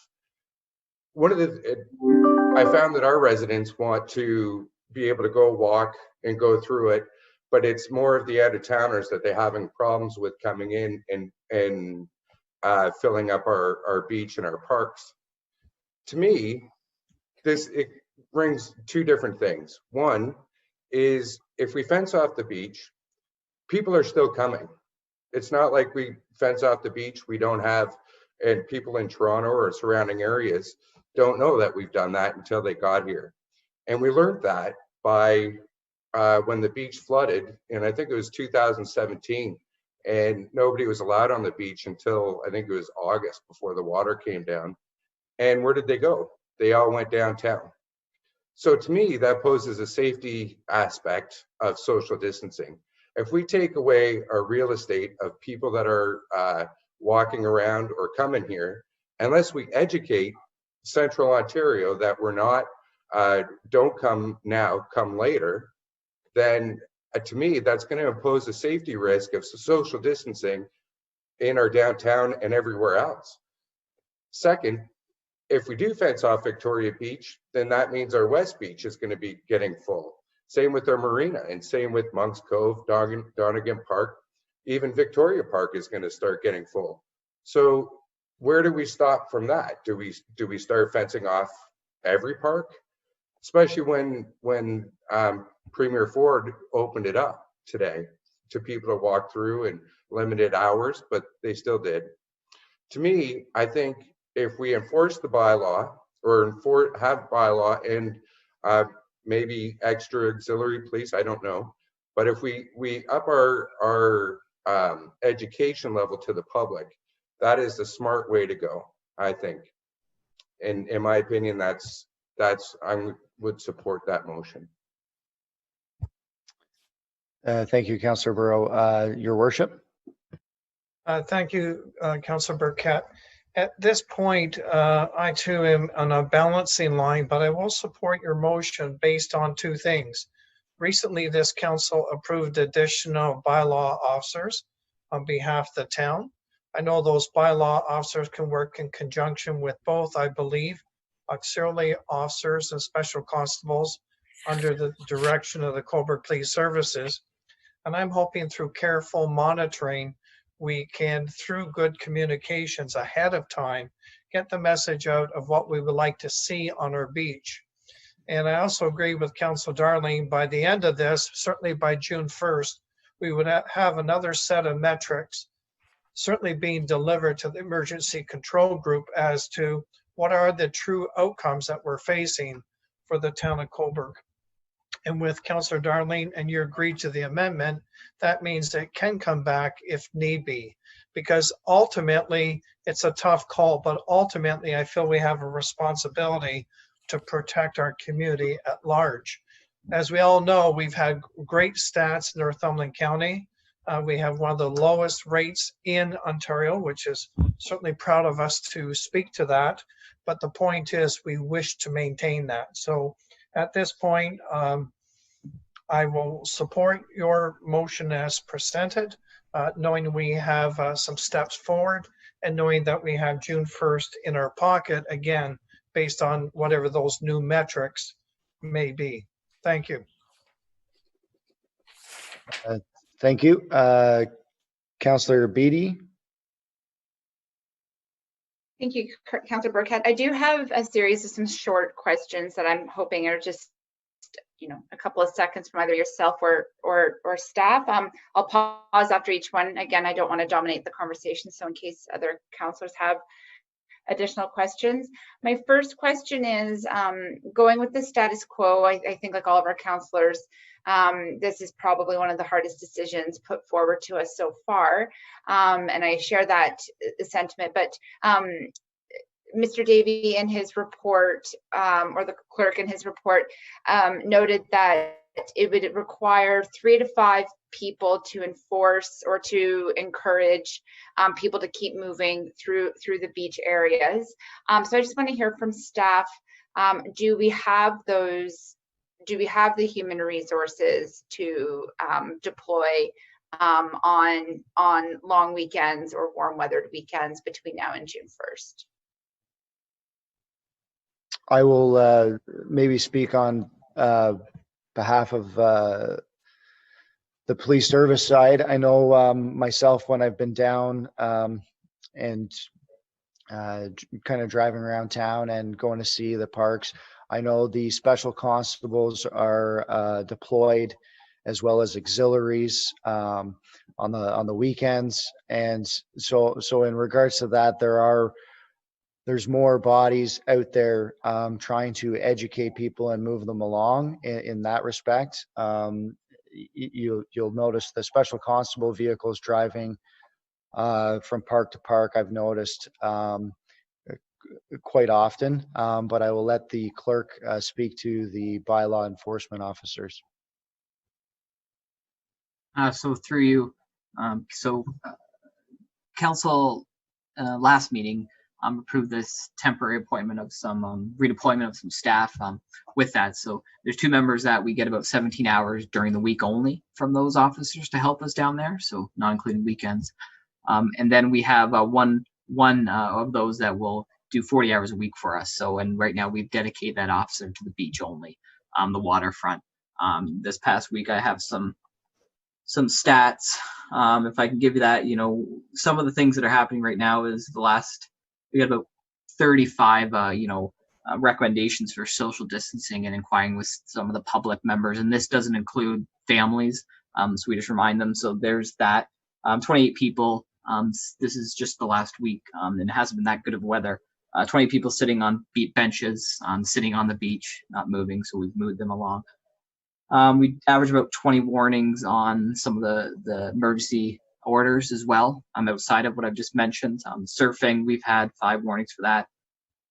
Some people playing basketball, you know, that little area there. We've had a couple youth groups trying to get out and do that. So we've broken that up. And some fishing warnings as well. And then lots of other continuously monitoring and some answering of some inquiries by residents. So with that being said, there's always, when you have 500 people on the beach in a weekend, it doesn't matter if you really have the army down there. The issue is, it does come down to power, human power, and we try our best to monitor it. The beach is one thing, with not just our emergency management orders, but all of the bylaws too that exist too. But then parking is another something that we get into as well. So on regular basis, our parking enforcement happens at May 2 for a long weekend. Councils provide direction here to June 1st for all of that. So I'm sure the recommendation in June will have lots of people coming to our beach too, and so we'll have to discuss the parking at the waterfront, because after that we'll probably start enforcing that, which will need some power on that sense. We did have 2 or 3 students in the budget for that. We did go through the process. That's kind of still on delayed. I know we got back from our our summer job grant some good approvals for that. So we're just working through some of that stuff to help us on that forefront. But we don't have the capacity currently once we get into the long numbers, especially on a long weekend, especially if we're going to issue tickets. So that is a capacity thing. So on average during the summertime, July and August are very busy months. 4 officers a day staggered shifts into about 8 o'clock at night is kind of what works best down there to try to get people going. Thank you. Thank you, Mr. Larmer. Does that answer your question, Councillor Beatty? You turn your mic off. Not helpful. My apologies. Yes, it does. Thank you to all. I do have 3 more questions, but I'll pause in case there's other members of council that. Any other members of council or Deputy Mayor Sagan? Just a quick comment. After listening to Mr. Larmer, I don't think the motion on the table is strong enough unless it includes some report back from staff specifically on what happens the long weekend in May. So just as you have just informed council, without adding that to the motion, can we expect you to come forward on June 1st with the same update you've just given us? Through you, Chair, to the members of council, I will do that. All right, so all the officers are continuously doing stats down there, recording all this information, and we will most definitely bring it back on June 1st if this passes for you guys to have a consideration on that front. Yeah. Thank you. Okay, any other members of council at this point? Okay, Councillor Beatty, back to you. Thanks. I'm pretty sure I know the answer to this question, as well as bylaw has answered it for me when I've seen them out and about on the weekend. But just for, I think some people are listening and watching this evening, singular activity launching into the water from either the West Beach or any municipal land. So surfing, stand-up, paddleboarding, kayaking, or canoeing. Is this permissible activity at this time? Mr. Larmer? Yeah, through you, Chair, to members of council. This is a bit of a gray area in the legislation from that. It is considered a recreational amenity would be the water, right? You're engaging in a recreational sport when you're launching off, as well as our launch ramp is closed right now as well too. We've done that process. So this one we've actually run into this a couple times, and we've actually just monitored the situation, and just recently we had a couple, a daughter and a mother do this on Mother's Day, and then so forth from that, and we've talked to them and let them know the requirements and the act, so education on this front for that. But I would be hesitant for me to give you an answer on this, because I'm not really sure the interpretation of this. But what we've been doing is the education piece on that, and the reasons why we're trying to not recommend this happens for emergency services, obviously, as well as some of the other services. But I can't give you an answer for that. But what we have done is education on it, and it's really not in the recreational government order about this. It doesn't recognize that. We do have municipal bylaws in place, which on our actual beach, it says you can't launch just on the sides of it through our parks use bylaw, but the West Park area can. So it's a bit contradictory. So I don't know the answer to that. We just give education to our members of the public on that. But when we have groups more than 5 doing it, then that's against the rules. We have a social gathering on that point. So then we work through we go through the highest, and we work down all the different pieces of legislation or enforcement measures that we have in our hands for enforcement, and then really we look for compliance and education. But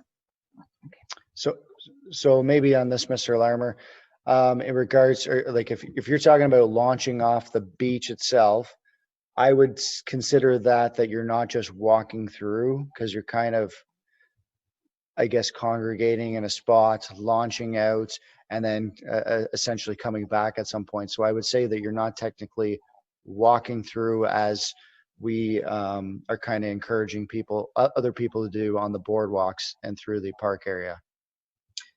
And just to clarify that too, is once they get into the open water, right? Fishing's allowed, boating's allowed, on, navigable water. You're on municipal property, but then you're in the water, and there's nothing against the law for that as well. So that's kind of it's always a bit of a gray area when you get along the shore and the water. And Thank you, Mr. Larmer. Councillor Beatty, did that answer your question? It did. And then I have two more, but I did see that Councillor Bureau put up his hand, so Yep. I'll pause. So we'll go to Councillor Bureau.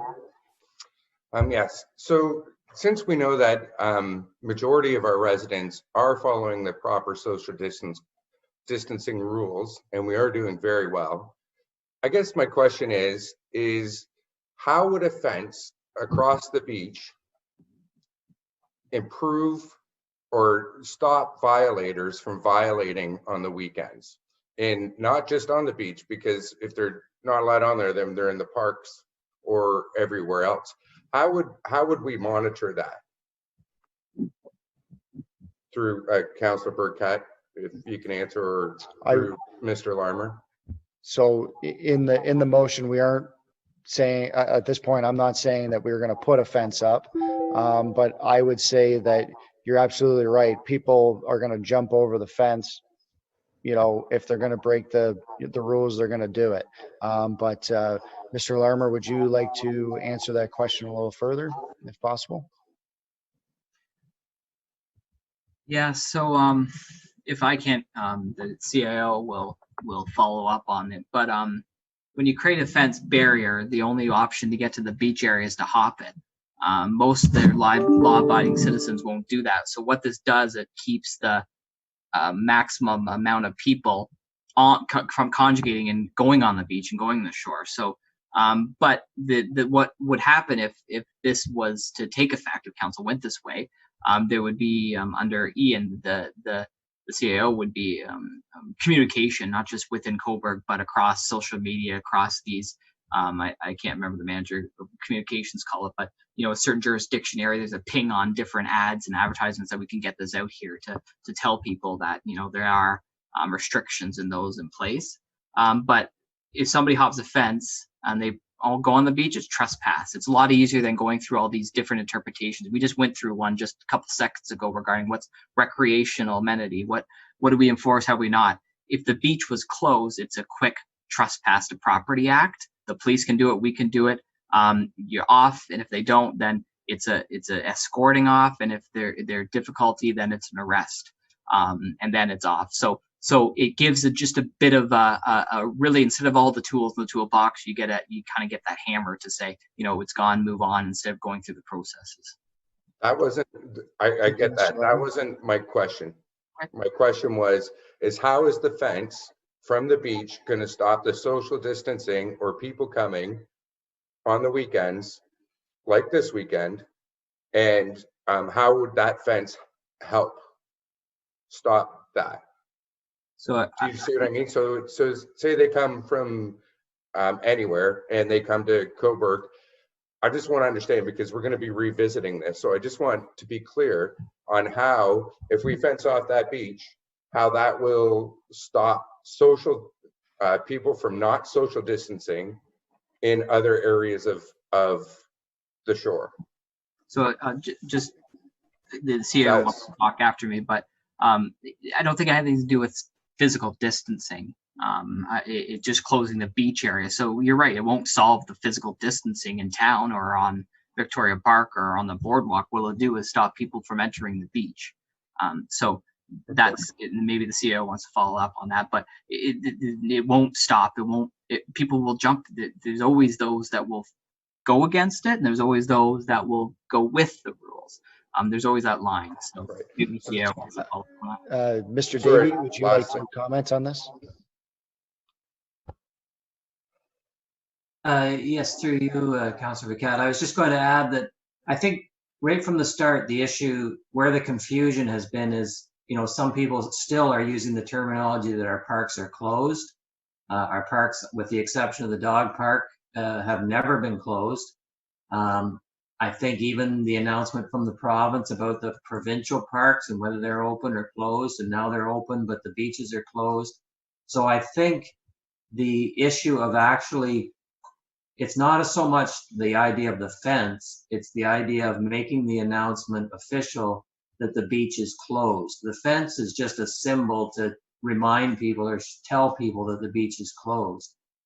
Once it would be official that the beach is closed, then the social media could go to work and make it clear to people, don't drive 2 hours and load your family and everything and your toys and everything and come to the beach because the beach is closed.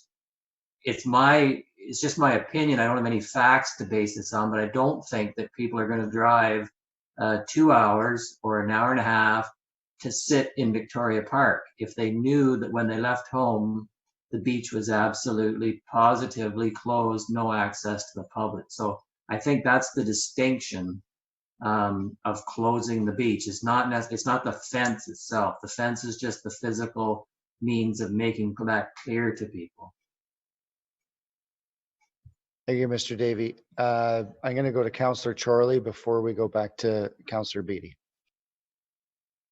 Thank you. I think just as other members of councils have said, this is a really difficult issue. I've been wrestling with this one as well. But for me, I keep coming back to the issue of advertising, of public education, as Councillor Bureau said, of putting a message out so that people don't leave home. The community of traditional day trippers who come to visit Cobourg, they need to know where they live at their point of origin, that whether our beach is fenced off or not, it is closed to normal beach activity. Right now it's closed to normal beach activity. And what I think we need to utilize our tourism advertising budget to advertise that our beach and visitors, we normally would welcome you with open arms, but right now is not the time to visit Cobourg. And I think it would be great if we could have our community services department put their expertise to use in this regard and have some kind of advertising campaign. Tell people our beach is boring right now. Don't bother coming just to take a stroll. I really feel that if we close the beach and we put up fencing, but we don't have that public education or advertising piece going with that, fencing the beach will be completely ineffective at preventing the risk of community spread, the risk of visitors who potentially could bring the virus here to our community. So the advertising is key. I had a call with one citizen today who suggested that we even put signs right at the entry to Cobourg on our main arterial roads coming into Cobourg to say it's not normal beach activity. The beach is closed to normal activity right now, so that people don't really even bother coming down to our lake shore.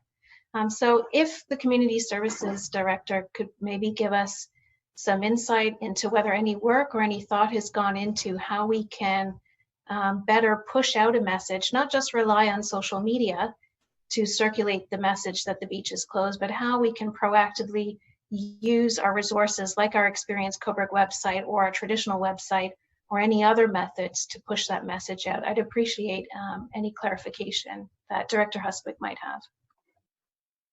Thank you, Councillor Chorley. Director Huswick, would you be able to comment on that or answer that question? Well, we certainly recognize the impact that the current situation is having on the local tourism industry as well as the local businesses. So we are developing a campaign that we were planning to promote through social media, explaining that now is not the right time, but that we are looking forward to welcoming you in the future and certainly preparing for next year. We recognize that much of this year is likely going to be a write-off, and next year all communities are going to be desperate for enhancing their tourism opportunities and encouraging people to visit. And so, we're going to be in a challenging position next year where we're going to be competing against everyone else for tourism dollars. So we're in the process of developing a campaign that is going to talk about coming visiting us at the appropriate time.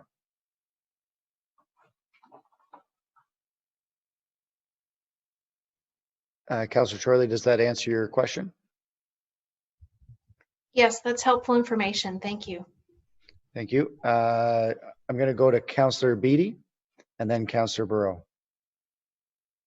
Thank you. This is my second of my questions, second last question. Thank you. And actually, it's dovetails off of Councillor Chorley's comments about advertising. She articulated it quite well. I was thinking along the same lines, especially with Minister Urick, encouraging Ontarians, to stick to visiting parks that are near their home location. We heard through the mayor over the last few days about how Premier Ford was working with cottage country mayors to communicate the same message. So if I may ask Director Huswick just to extend on what he just said, are we aware of any unified messaging coming from waterfront communities?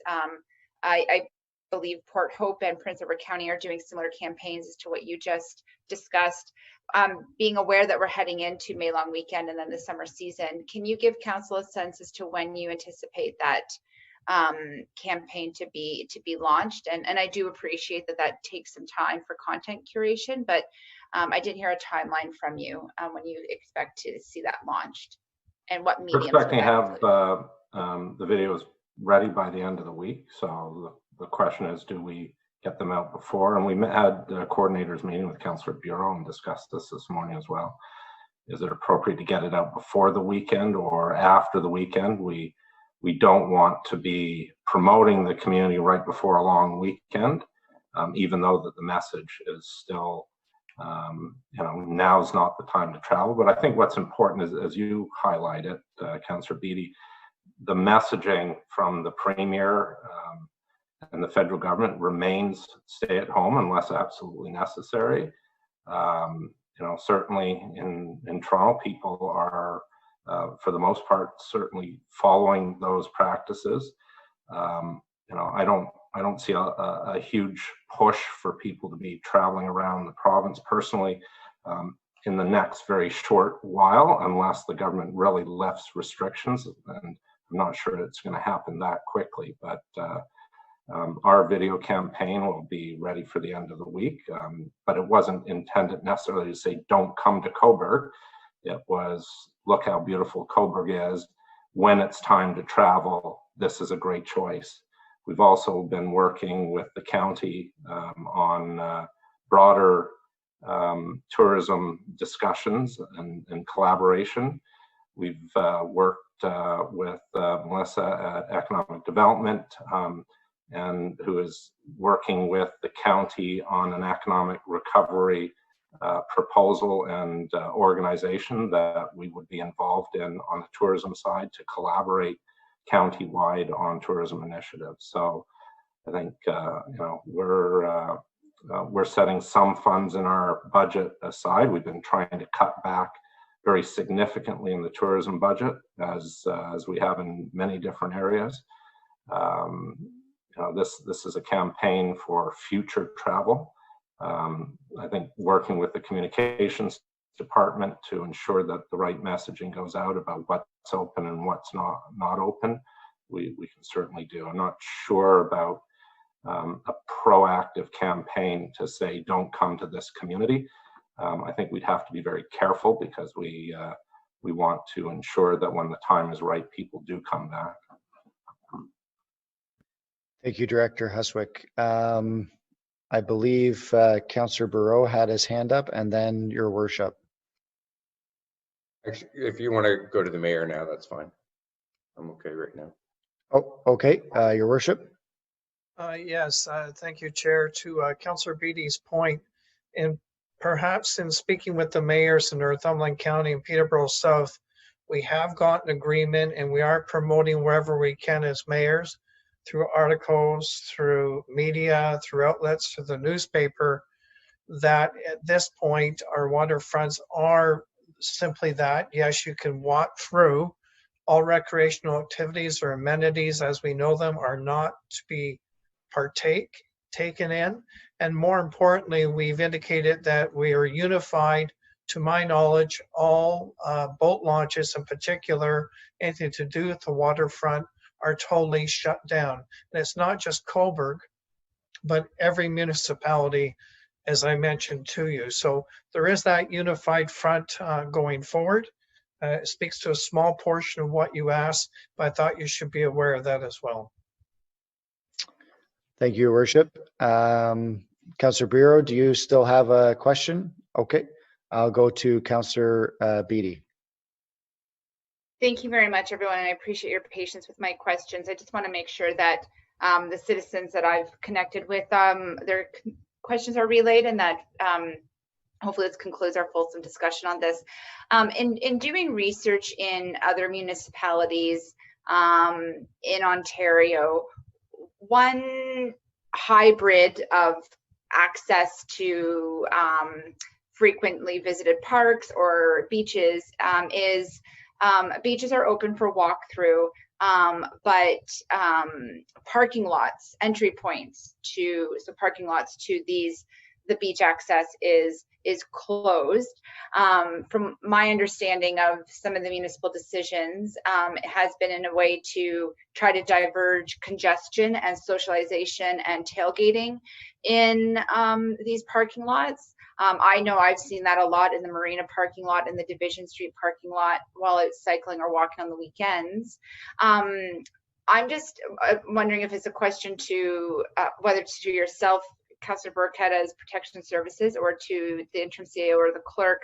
Have we explored what it would look like if, and hybrid might not be the right word, but if we looked at, if we restricted access or closed off access to our parking lots, but people are still would be able to walk through the beach, given that there's open and free parking around the downtown core.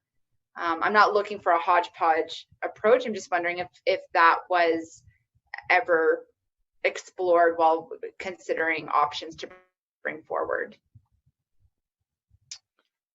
I will, at this point, there hasn't been anything discussed as far as Protection Services, but I will go to the interim CAO, Davey.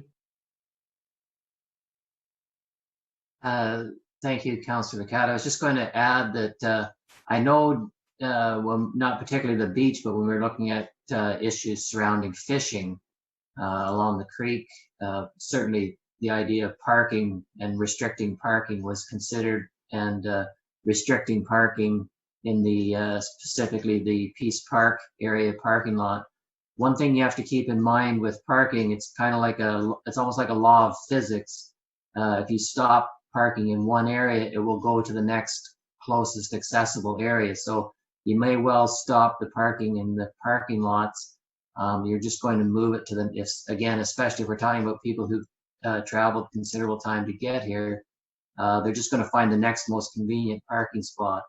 And if that's in front of somebody's driveway or on a residential street, that's where they're going. That's where the cars will congregate at that point. So it's almost one of those ones where you're better off to keep the parking where it's supposed to be, as opposed to forcing it into somewhere that maybe isn't as well suited. So that would be my comment.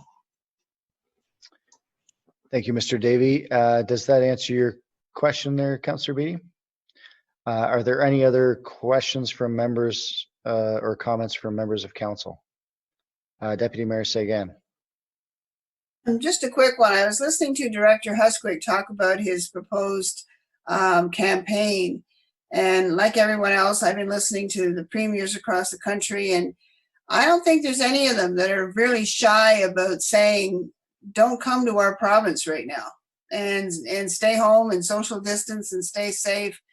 I don't know. I agree with you. You don't want to tell people to stay away, but in this time, I've had all kinds of people call me, and we just want to keep our community safe. And a soft message is not going to be comprehended or understood by people. I think we have to be a little stronger and a little clearer that for this year, it is not business as usual, and our beach is off limits, or whatever terminology we come up with. But if we soft pedal this, and if we still go ahead with, say, the Sandcastle Festival, then they do park on my street, which is a long way away from the beach.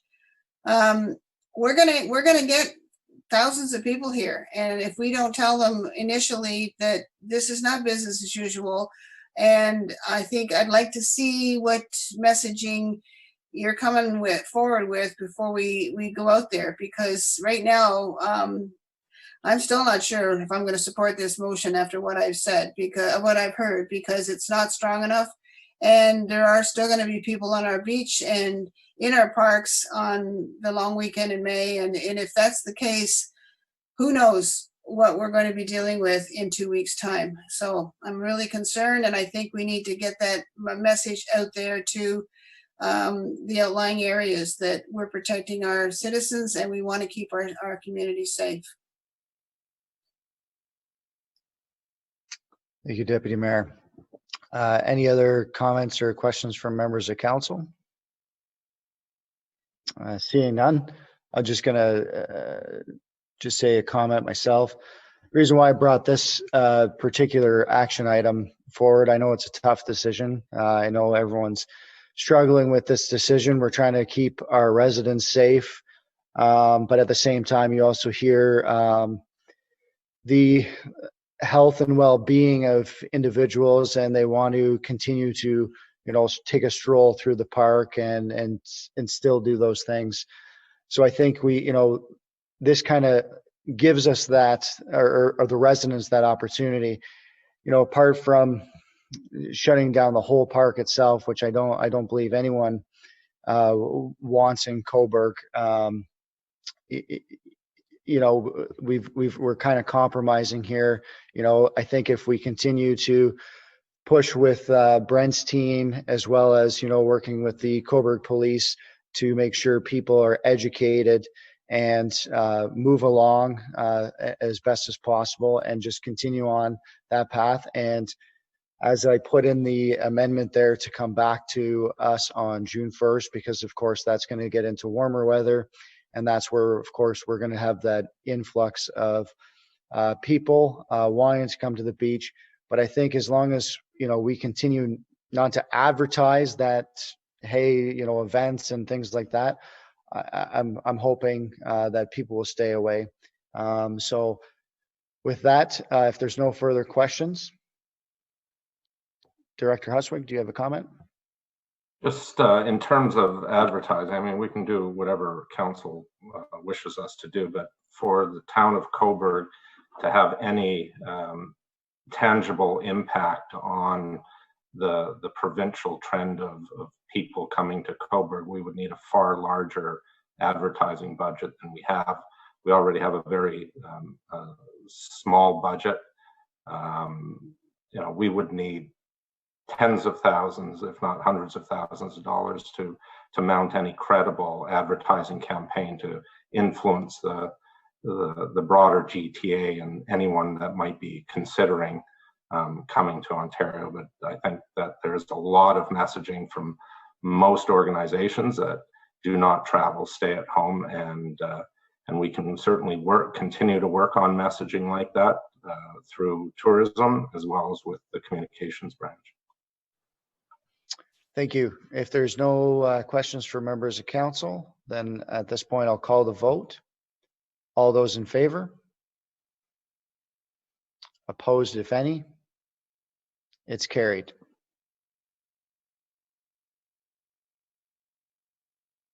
Your Worship. We're on to Arts, Culture, and Tourism Services, and Councilor Roll.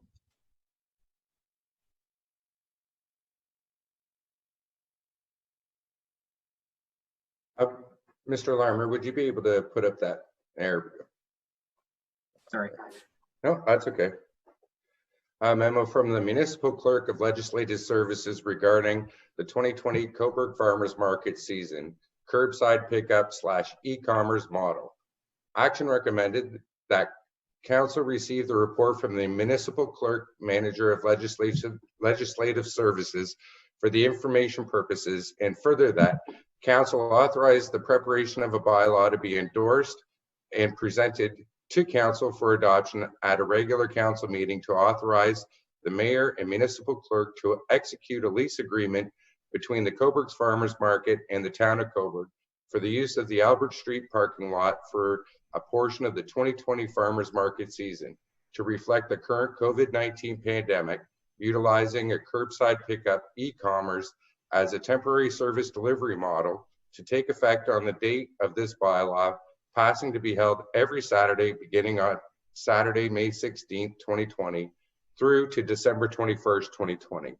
Actually, I'm going to change that to May 23rd, 2020 through December 21st, 2020. And further that, a physical start date in the farmers market permanent location at Rotary Harbourfront Park is still to be determined and shall be brought back to council for approval once the town of Cobourg facilities and services are back to normal operations and through ongoing continuous discussion with the Cobourg's Farmers Market Association. The reason, before I open up to discussion, I'll give you the reason on the date. They did want to really open this Saturday, but they wanted to make sure that it was done right. They wanted to learn the model on how it was done and provide the best customer service that they can. And because a lot of them this is a first time going to commerce thing, they really, really want to make sure they get it right. And so instead of opening up and not being prepared, they wanted to give it that extra week to May 23rd. Mayor Henderson? Yes, through you, Councilor Barreau, just for clarification, this was, I'm assuming, a request from the Cobourg Farmers Board. And if so, I guess through you as chair, if I may, the question for the clerk, is it necessary then for us to proceed to a special council meeting tonight to pass this, or can we refer this to our regular council meeting on May the 19th, which I believe is a Tuesday after the long weekend? So through you as chair, I'm just looking for some clarification. Yeah, through you, Chair Barreau, to council. This is the first I've heard of this, or this is a surprise to me. So yeah, we will need that meeting if that's what they want to do, and it would have saved me a bit of time, but we're good. So yeah, we won't need that meeting. We did meet over the weekend, and it was kind of a last minute thing. It was all on board. Everything was all good. They just wanted to make sure that they had the best customer service going, and it was a last minute thing. So they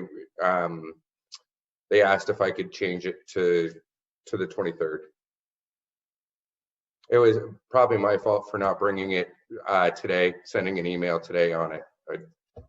But Mayor Henderson? Yes, through you, Councilor Barreau, just I appreciate the change in date as you shared it with us. What I'm trying to understand is, are we creating any issues for the Cobourg Farmers Market if we were to put this normally through our regular council on the 19th? Does that cause any concern? Nope, that's okay. We can do that. We don't have to do the special meeting tonight. We can wait till next Monday, for sure. Deputy Mayor, did you have a question? I did, Councillor Bureau, but I think Councillor Beatty and Councillor Burkett had their hands up before me, so I will wait. I'll start with Councillor Burkett because he's next on the screen. Okay. I didn't see the hands go up, so. Yeah. Just through the chair to whoever could answer this, was there consultation with the health unit and with the regulations and what they're doing, and are they can comply with that? Yeah, it's in the report. They have the approval from the health unit and how that model's work. So does anybody want me to describe the model, how it would work? Nope. I just want to make sure that everyone is on board with the regulations. Yep. Councillor Beatty? Thank you, Councillor Bureau. This is just an observation in the staff memo, and I apologize. I had no reason not to bring it forward to the clerk except when I was reading it again. Under section 5, and not to take the credit away from you, Councillor Bureau, but the motion that's carried was actually an amendment by myself, and it's reported as Councillor Bureau, but I do believe that that's the motion, the amendment motion that I brought forward and was carried. So I think there has to be a slight edit from Councillor Bureau to Councillor Beatty. So, I see what you're saying on 5.0, moved by Councillor Adam Bureau when it was your motion. Yes, I believe so, according to my paper trail. So just to clarify to you, Chair, what we do is you had an amendment. So the amendment was carried to the original motion, and then the mover, which was Councillor Bureau, carried that motion when it was amended. So you did have the amendment, but Councillor Bureau prevailed with the final resolution that was voted on. Then touche, I do not need to have my name in print, so I'm just going to mute myself. Mayor Henderson? I'm just unmuting. Thank you for your patience. Councilor Burrell and other members, I know this was supported by the health unit because I did make a phone call to Dr. Lynn Noseworthy, the Chief Medical Officer of Health. So I know that Mr. Larmer did all his due diligence in working with the Cobourg Farmers Market.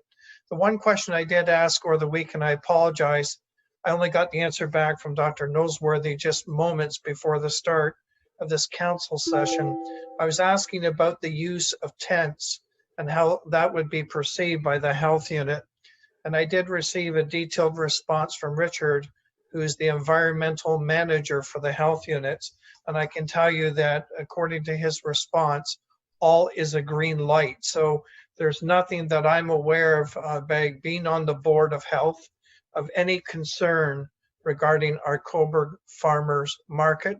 The only issue remaining, as shared by Councillor Barreau, is how will they start to implement that for the, now I'm learning, the 23rd. So I thought council should be aware of that. Thank you, Your Worship. Deputy Mayor? Thank you, Councillor Bureau. I just wanted to, now that we've got this extra week until the 19th, when we finally pass this motion, I was on the Cobourg Market, Farmers Market Facebook page and website today, and to date, there's no indication of a portal for this e-commerce site, how it will work. I'm just wondering, what is the timeline before, will we see that, and will it be on their social media before we pass this next week? Because that's imperative to me. If they have to prove to me that they will in fact have curbside delivery and it will be as is in the report, as opposed to just business as usual. So did you, when you had your meeting Saturday night, did they indicate when their portal would be ready to go out there for people to order from farmers' site? Right. A couple things. One, I could be unclear, but I'm pretty sure that the model that we get presented with, I don't think, well, maybe I'm wrong. They are gonna. That's what was one of the reasons why they did wanted the date amended, because they were looking at two different models, either the RICO model or it starts with an L. Can't remember it right offhand. One of those two models, and they were having their board meeting in order to figure out which model they wanted to use, and they also wanted to make sure that everybody in the farmers market, all the vendors, were on board with this. And so that was, but they were really unsure at that particular time on which of the two models they wanted to use. So that's what they will be doing this week, and setting it up and being all ready to go. So since it won't be next Saturday, they have like a week and a half or almost 2 weeks to get all that done. And I know they will. Okay. This is I'll tell you, just as a side note, sorry, this is a new board, and I'm telling you, they are eager and ready to go and coming up with new ways. I'm really excited to see how they move this forward once we get past the whole COVID-19 on really what they're going to do. You had another question, Deputy Mayor? I did. I knew for the model the board ultimately votes on and decides. We want to make sure that it's secure, obviously, and that people feel safe, because it's a whole different model than farmers markets, vendors and purchasers are used to using. Because we've seen some models, Market and S'more is a perfect example. They had to reorganize, and all kinds of restaurants are introducing pay before you get delivery. And I'm just not clear reading this that this, and I think I need more clarification. And I know that the farmers market people are smart, and they will support it when I know for sure that I go online and I know that it's a safe, secure. Well, you're breaking up, Deputy Mayor. Now you're frozen. Well, okay. Well, anyway. Okay, I just want to make sure that it's safe and secure. And each vendor knows exactly what this model of safe delivery is. They know how the starting it prepaid. They know every safety rule, and I think if they're going to use this model, I don't think it's up to us. I think that would be past. Maybe Mr. Larmer can correct me if I'm wrong, but this is the model that they're all agreeing to. The town's agreeing, like the staff recommends this as well. It's all negotiated, all the safety precautions. The health unit is on board with this. So I think it's basically just waiting for the green light. And if there is any infractions, then that would be up to bylaw or whoever else. That wouldn't be up to us. So I think basically what we're doing here is voting on the operation that the staff and the farmers market both came up with. The boards agreed, the vendors agreed with the safety, the health agreed. I don't know what else more we could possibly do other than walk through it. But I think it's pretty solid. Your worship. Thank you, Chair. I'll allow perhaps Mr. Larmer to comment, because I know when this starts to get put in place, there's still a final step between Mr. Larmer and the House. So I'll ask Mr. Larmer to speak to that, which may answer the question. So through you, Chair, to the members of council, yeah, just so the health unit has approved this in principle, and I think that's the key there, is that it's on municipal property, and what they do is they actually do a physical inspection as well. So they'll actually go the day of or the first couple times to make sure that everything's implemented in place. So an actual inspector will come onto the floor and the location and do an inspection to make sure that farm products are getting sold. There's nothing that's outside of any of the essential services provision of the provincial regulations. So they'll make sure that'll happen. And just to give council a little bit, and hopefully it helps, is that we'll be monitoring this too every weekend, and it might change. There might be some differences to it. We agreed to this model, but it might not work. But so we're willing to work with them and try to figure it out. But again, it is on municipal property. So one of the biggest things we have is, we've had a long discussion about that, is that our waterfront in this area is can be busy at times. There's a lot of things that are happening down there. So we wanted to make sure there'd be enough room. And I can echo Councillor Bureau that these members are very proactive. They've answered a lot of questions. They've thought of a lot of things, and they're really gonna, one of the big things, and I think it's the Deputy Mayor's point, is the online, and they have confirmed with us that there'll be no transactions on the property. Will all be done through an e-commerce model, as well as there'll be very lengthy pickup times. For that, there is no congestion, so we have like 5 people within the hour.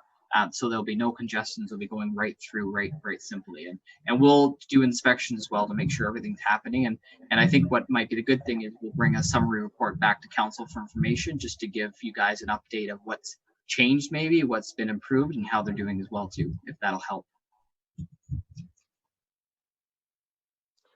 All right, that's Councillor Burkett.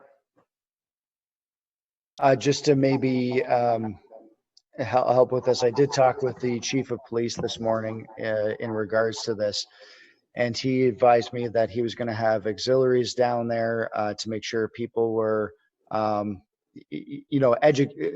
of an education piece, to make sure people were doing the proper things under the legislation.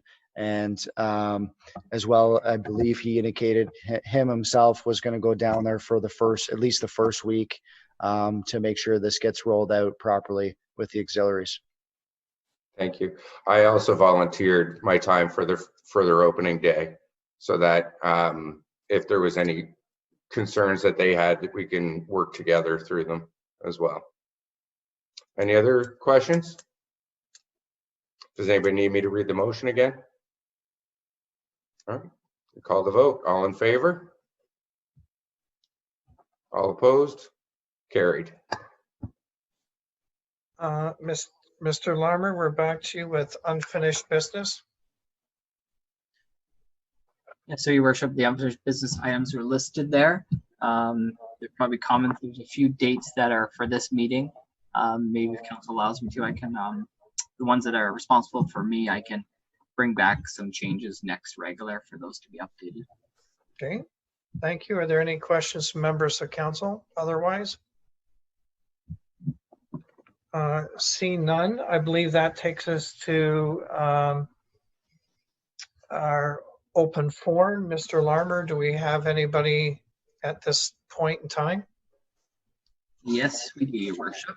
We have two. I'll do just like I did before. I'll just read them out for you, if that's okay. Sure. So the first one is from Vivian Vandenhazel, and she submitted some correspondence and some questions for council. So I'm just going to read it word for word. That's okay. So I understand that the aquatic safety audit prepared by LSS applies to the harbor. And while there is some reference to swimmers in West Harbour, page 10, and their safety, I have never in the 16 years I've lived here seen swimmers in the West Harbour. What are the exact figures referred to on page 13, number 7, in reference to the volume and constant flow of boat traffic entering/exiting the harbor? ? I have kayaked there many times and never seen a constant flow. The perception I get from this report is that the West Harbour is a very busy multi-use area, which is not the case from my observations and is exaggerated. On the other hand, the beach at Victoria Park is an overcrowded, overused beach and waterfront. I understand that the LSS has examined this area as well, yet the only reference I have seen is the blue flag designation for the beach, which does not refer to overcrowding and overuse at all. I have asked this question of the emergency planner and council before, but never got an answer. What is the maximum number of users on the beach, and how many swimmers are permitted per lifeguard? In a swimming pool, it is 25 swimmers per lifeguard until the maximum number of swimmers is reached based on pool size. Currently, there are 4 lifeguard stands. Does that mean a maximum of 100 swimmers? ? Also, on a waterfront, there are many more hazards, including murky water, overcrowding, currents, etc. With the excessive number of swimmers, how many lifeguards are required? It's ? The liability issues could be very costly to the town if the beach is allowed to remain overcrowded and there are too few guards. Then Vivian Vandenhazel, Cobourg. Okay, thank you. And Councillor Turley, could I ask you to respond to that, please? Because that would fall, I would think, under Parks, Rec, or beaches or waterfront. Yeah, absolutely. Thank you, Mayor Henderson. I don't have the answers to those questions, but I think they're very important questions. And if possible, I'd like to put a motion on the floor quite simply that staff provide Vivian Vandenhazel with some answers to those questions, and also that the answers come to council so that we can see them as well. Okay, thank you. And does anybody need that repeated? It was quite clear. Any further discussion? All in favor? Against? Carried. Mr. Larmer, I believe you indicated you had another one as well. Yes, I did. So this one is from a David Smith. And I'm going to read this one word for word as well. Hi all, thank you for taking my questions. Number 1, I have been a Cobourg resident for 10 years and I reside beside a park where I walk my dog daily. Enforcement officers come into the park when I'm by myself with the park empty to tell me to leash my dog because of COVID-19. The neighborhood has for 10 years used this park with their pet off leash, with not one incident of enforcement ever. In fact, I speak with police sometimes and they pet my dog off leash. Please explain who I am endangering within this scenario and why these freedoms are being taken by these special constables. There were no gatherings and I was simply moving through the park on my way home. Number 2, I was running the track at St. Mary's High School by myself, training for an upcoming Ironman Again, no one around, and was asked to leave. So what and who am I endangering? There were no gatherings at any time. Removing people from simple liberties has its own consequences, and these measures in place with no current active cases is empathically wrong. Why are we continuing these conditions? Kind regards, signed, David. Okay, Mr. Larmer, I was listening attentively to your response, and it seems to cover a number of issues. I can see it transferring from general government to protection services to recreational areas. Do you have a recommendation for me? Yeah, I can probably provide some answers to these questions offline as individual. There's a number of current bylaw offenses that are being in place here as well. Dogs have to be on leash other than the dog park. I will provide that information to the member to let him know that, as well as with, the running track. Basically, that's kind of off limits to the public as well. It's under the Catholic School Board. So it'd be trespassing unless they're invited.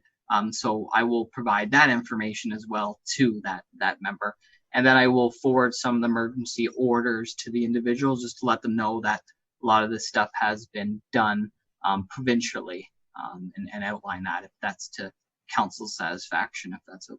Okay, so based on the clerk's response, Councillor Burkett seems to fall more under protection services. I'm going to ask you to make an action item based on Mr. Larmer's response to council.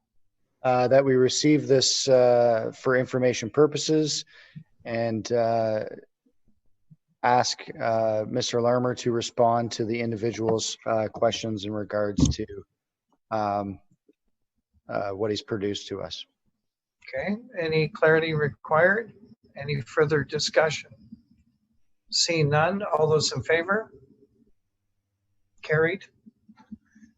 Mr. Larmer, is that the extent of these submissions? Yeah, that's everything. And Was there? Sorry, just provide a little information to council. The committee of open forum is not in the minutes. It's just a question of citizens to council. Yeah. Yes. So I'll record those, and that will put that direction to staff. But they're not recorded in the minutes or anything. So okay. Okay, thank you. In terms of, can I get some direction, Mr. Larmer, from you based on the previous discussion of the Cobourg Farmers Market? Is there a procedure we need to follow to remove, or is it automatically the special council meeting officially removed, or do we require a motion and a seconder to do that? Through you, your worship, to council, the action recommended had the May 16th deadline there, so the only way to do that would have been that it's calling a special meeting. And now that the motion's been amended for that 23rd, the next date, May 19th, works fine for that. So we just won't meet the special meeting. We'll make that notice on our civic web. Okay, thank you. And with that understanding, we're now moving to closed session. So Deputy Mayor. Thank you, Your Worship. I do have a comment before I read the closed session action recommended. This morning when I printed my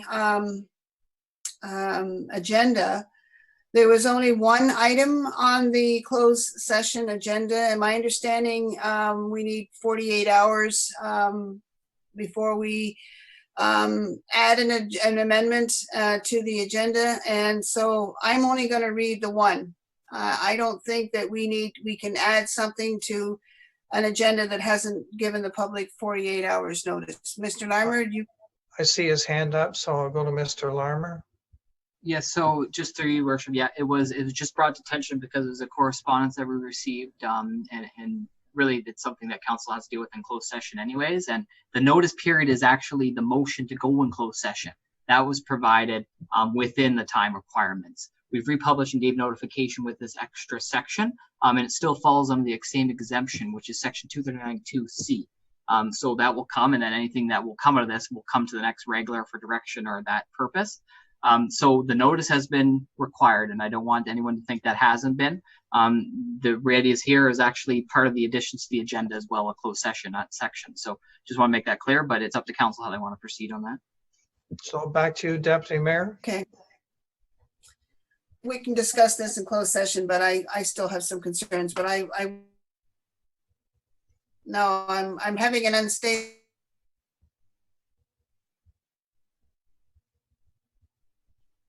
Can you hear me okay?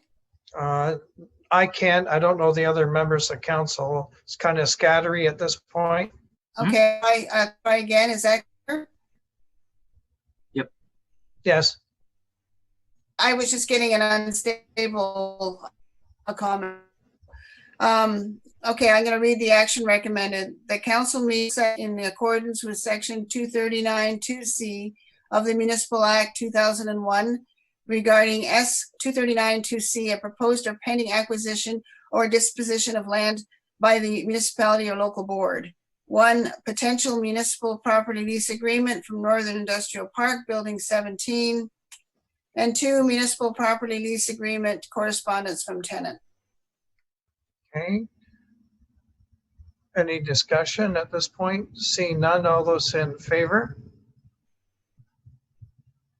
Against? Carried. And Mr. Larmer, do you require some moments to set up, or?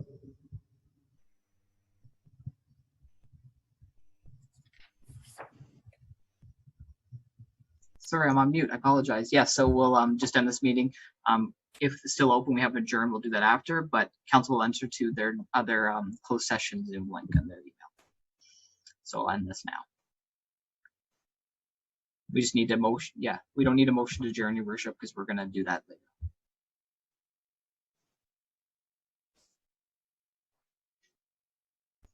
Motion to adjourn? Your Worship, we don't need a motion to adjourn because we're going in closed session. Oh, thank you. Sorry, I missed that. I was on mute. So we voted on the closed session motion, so we're good to proceed. Okay. Are you back to you, Mr. Larmer, then, please? Sorry, Your Worship, we're going to end this meeting. You have to enter to the other one, all of council. Oh, Okay? sorry. We have to go out and back in, right? Yes. Okay.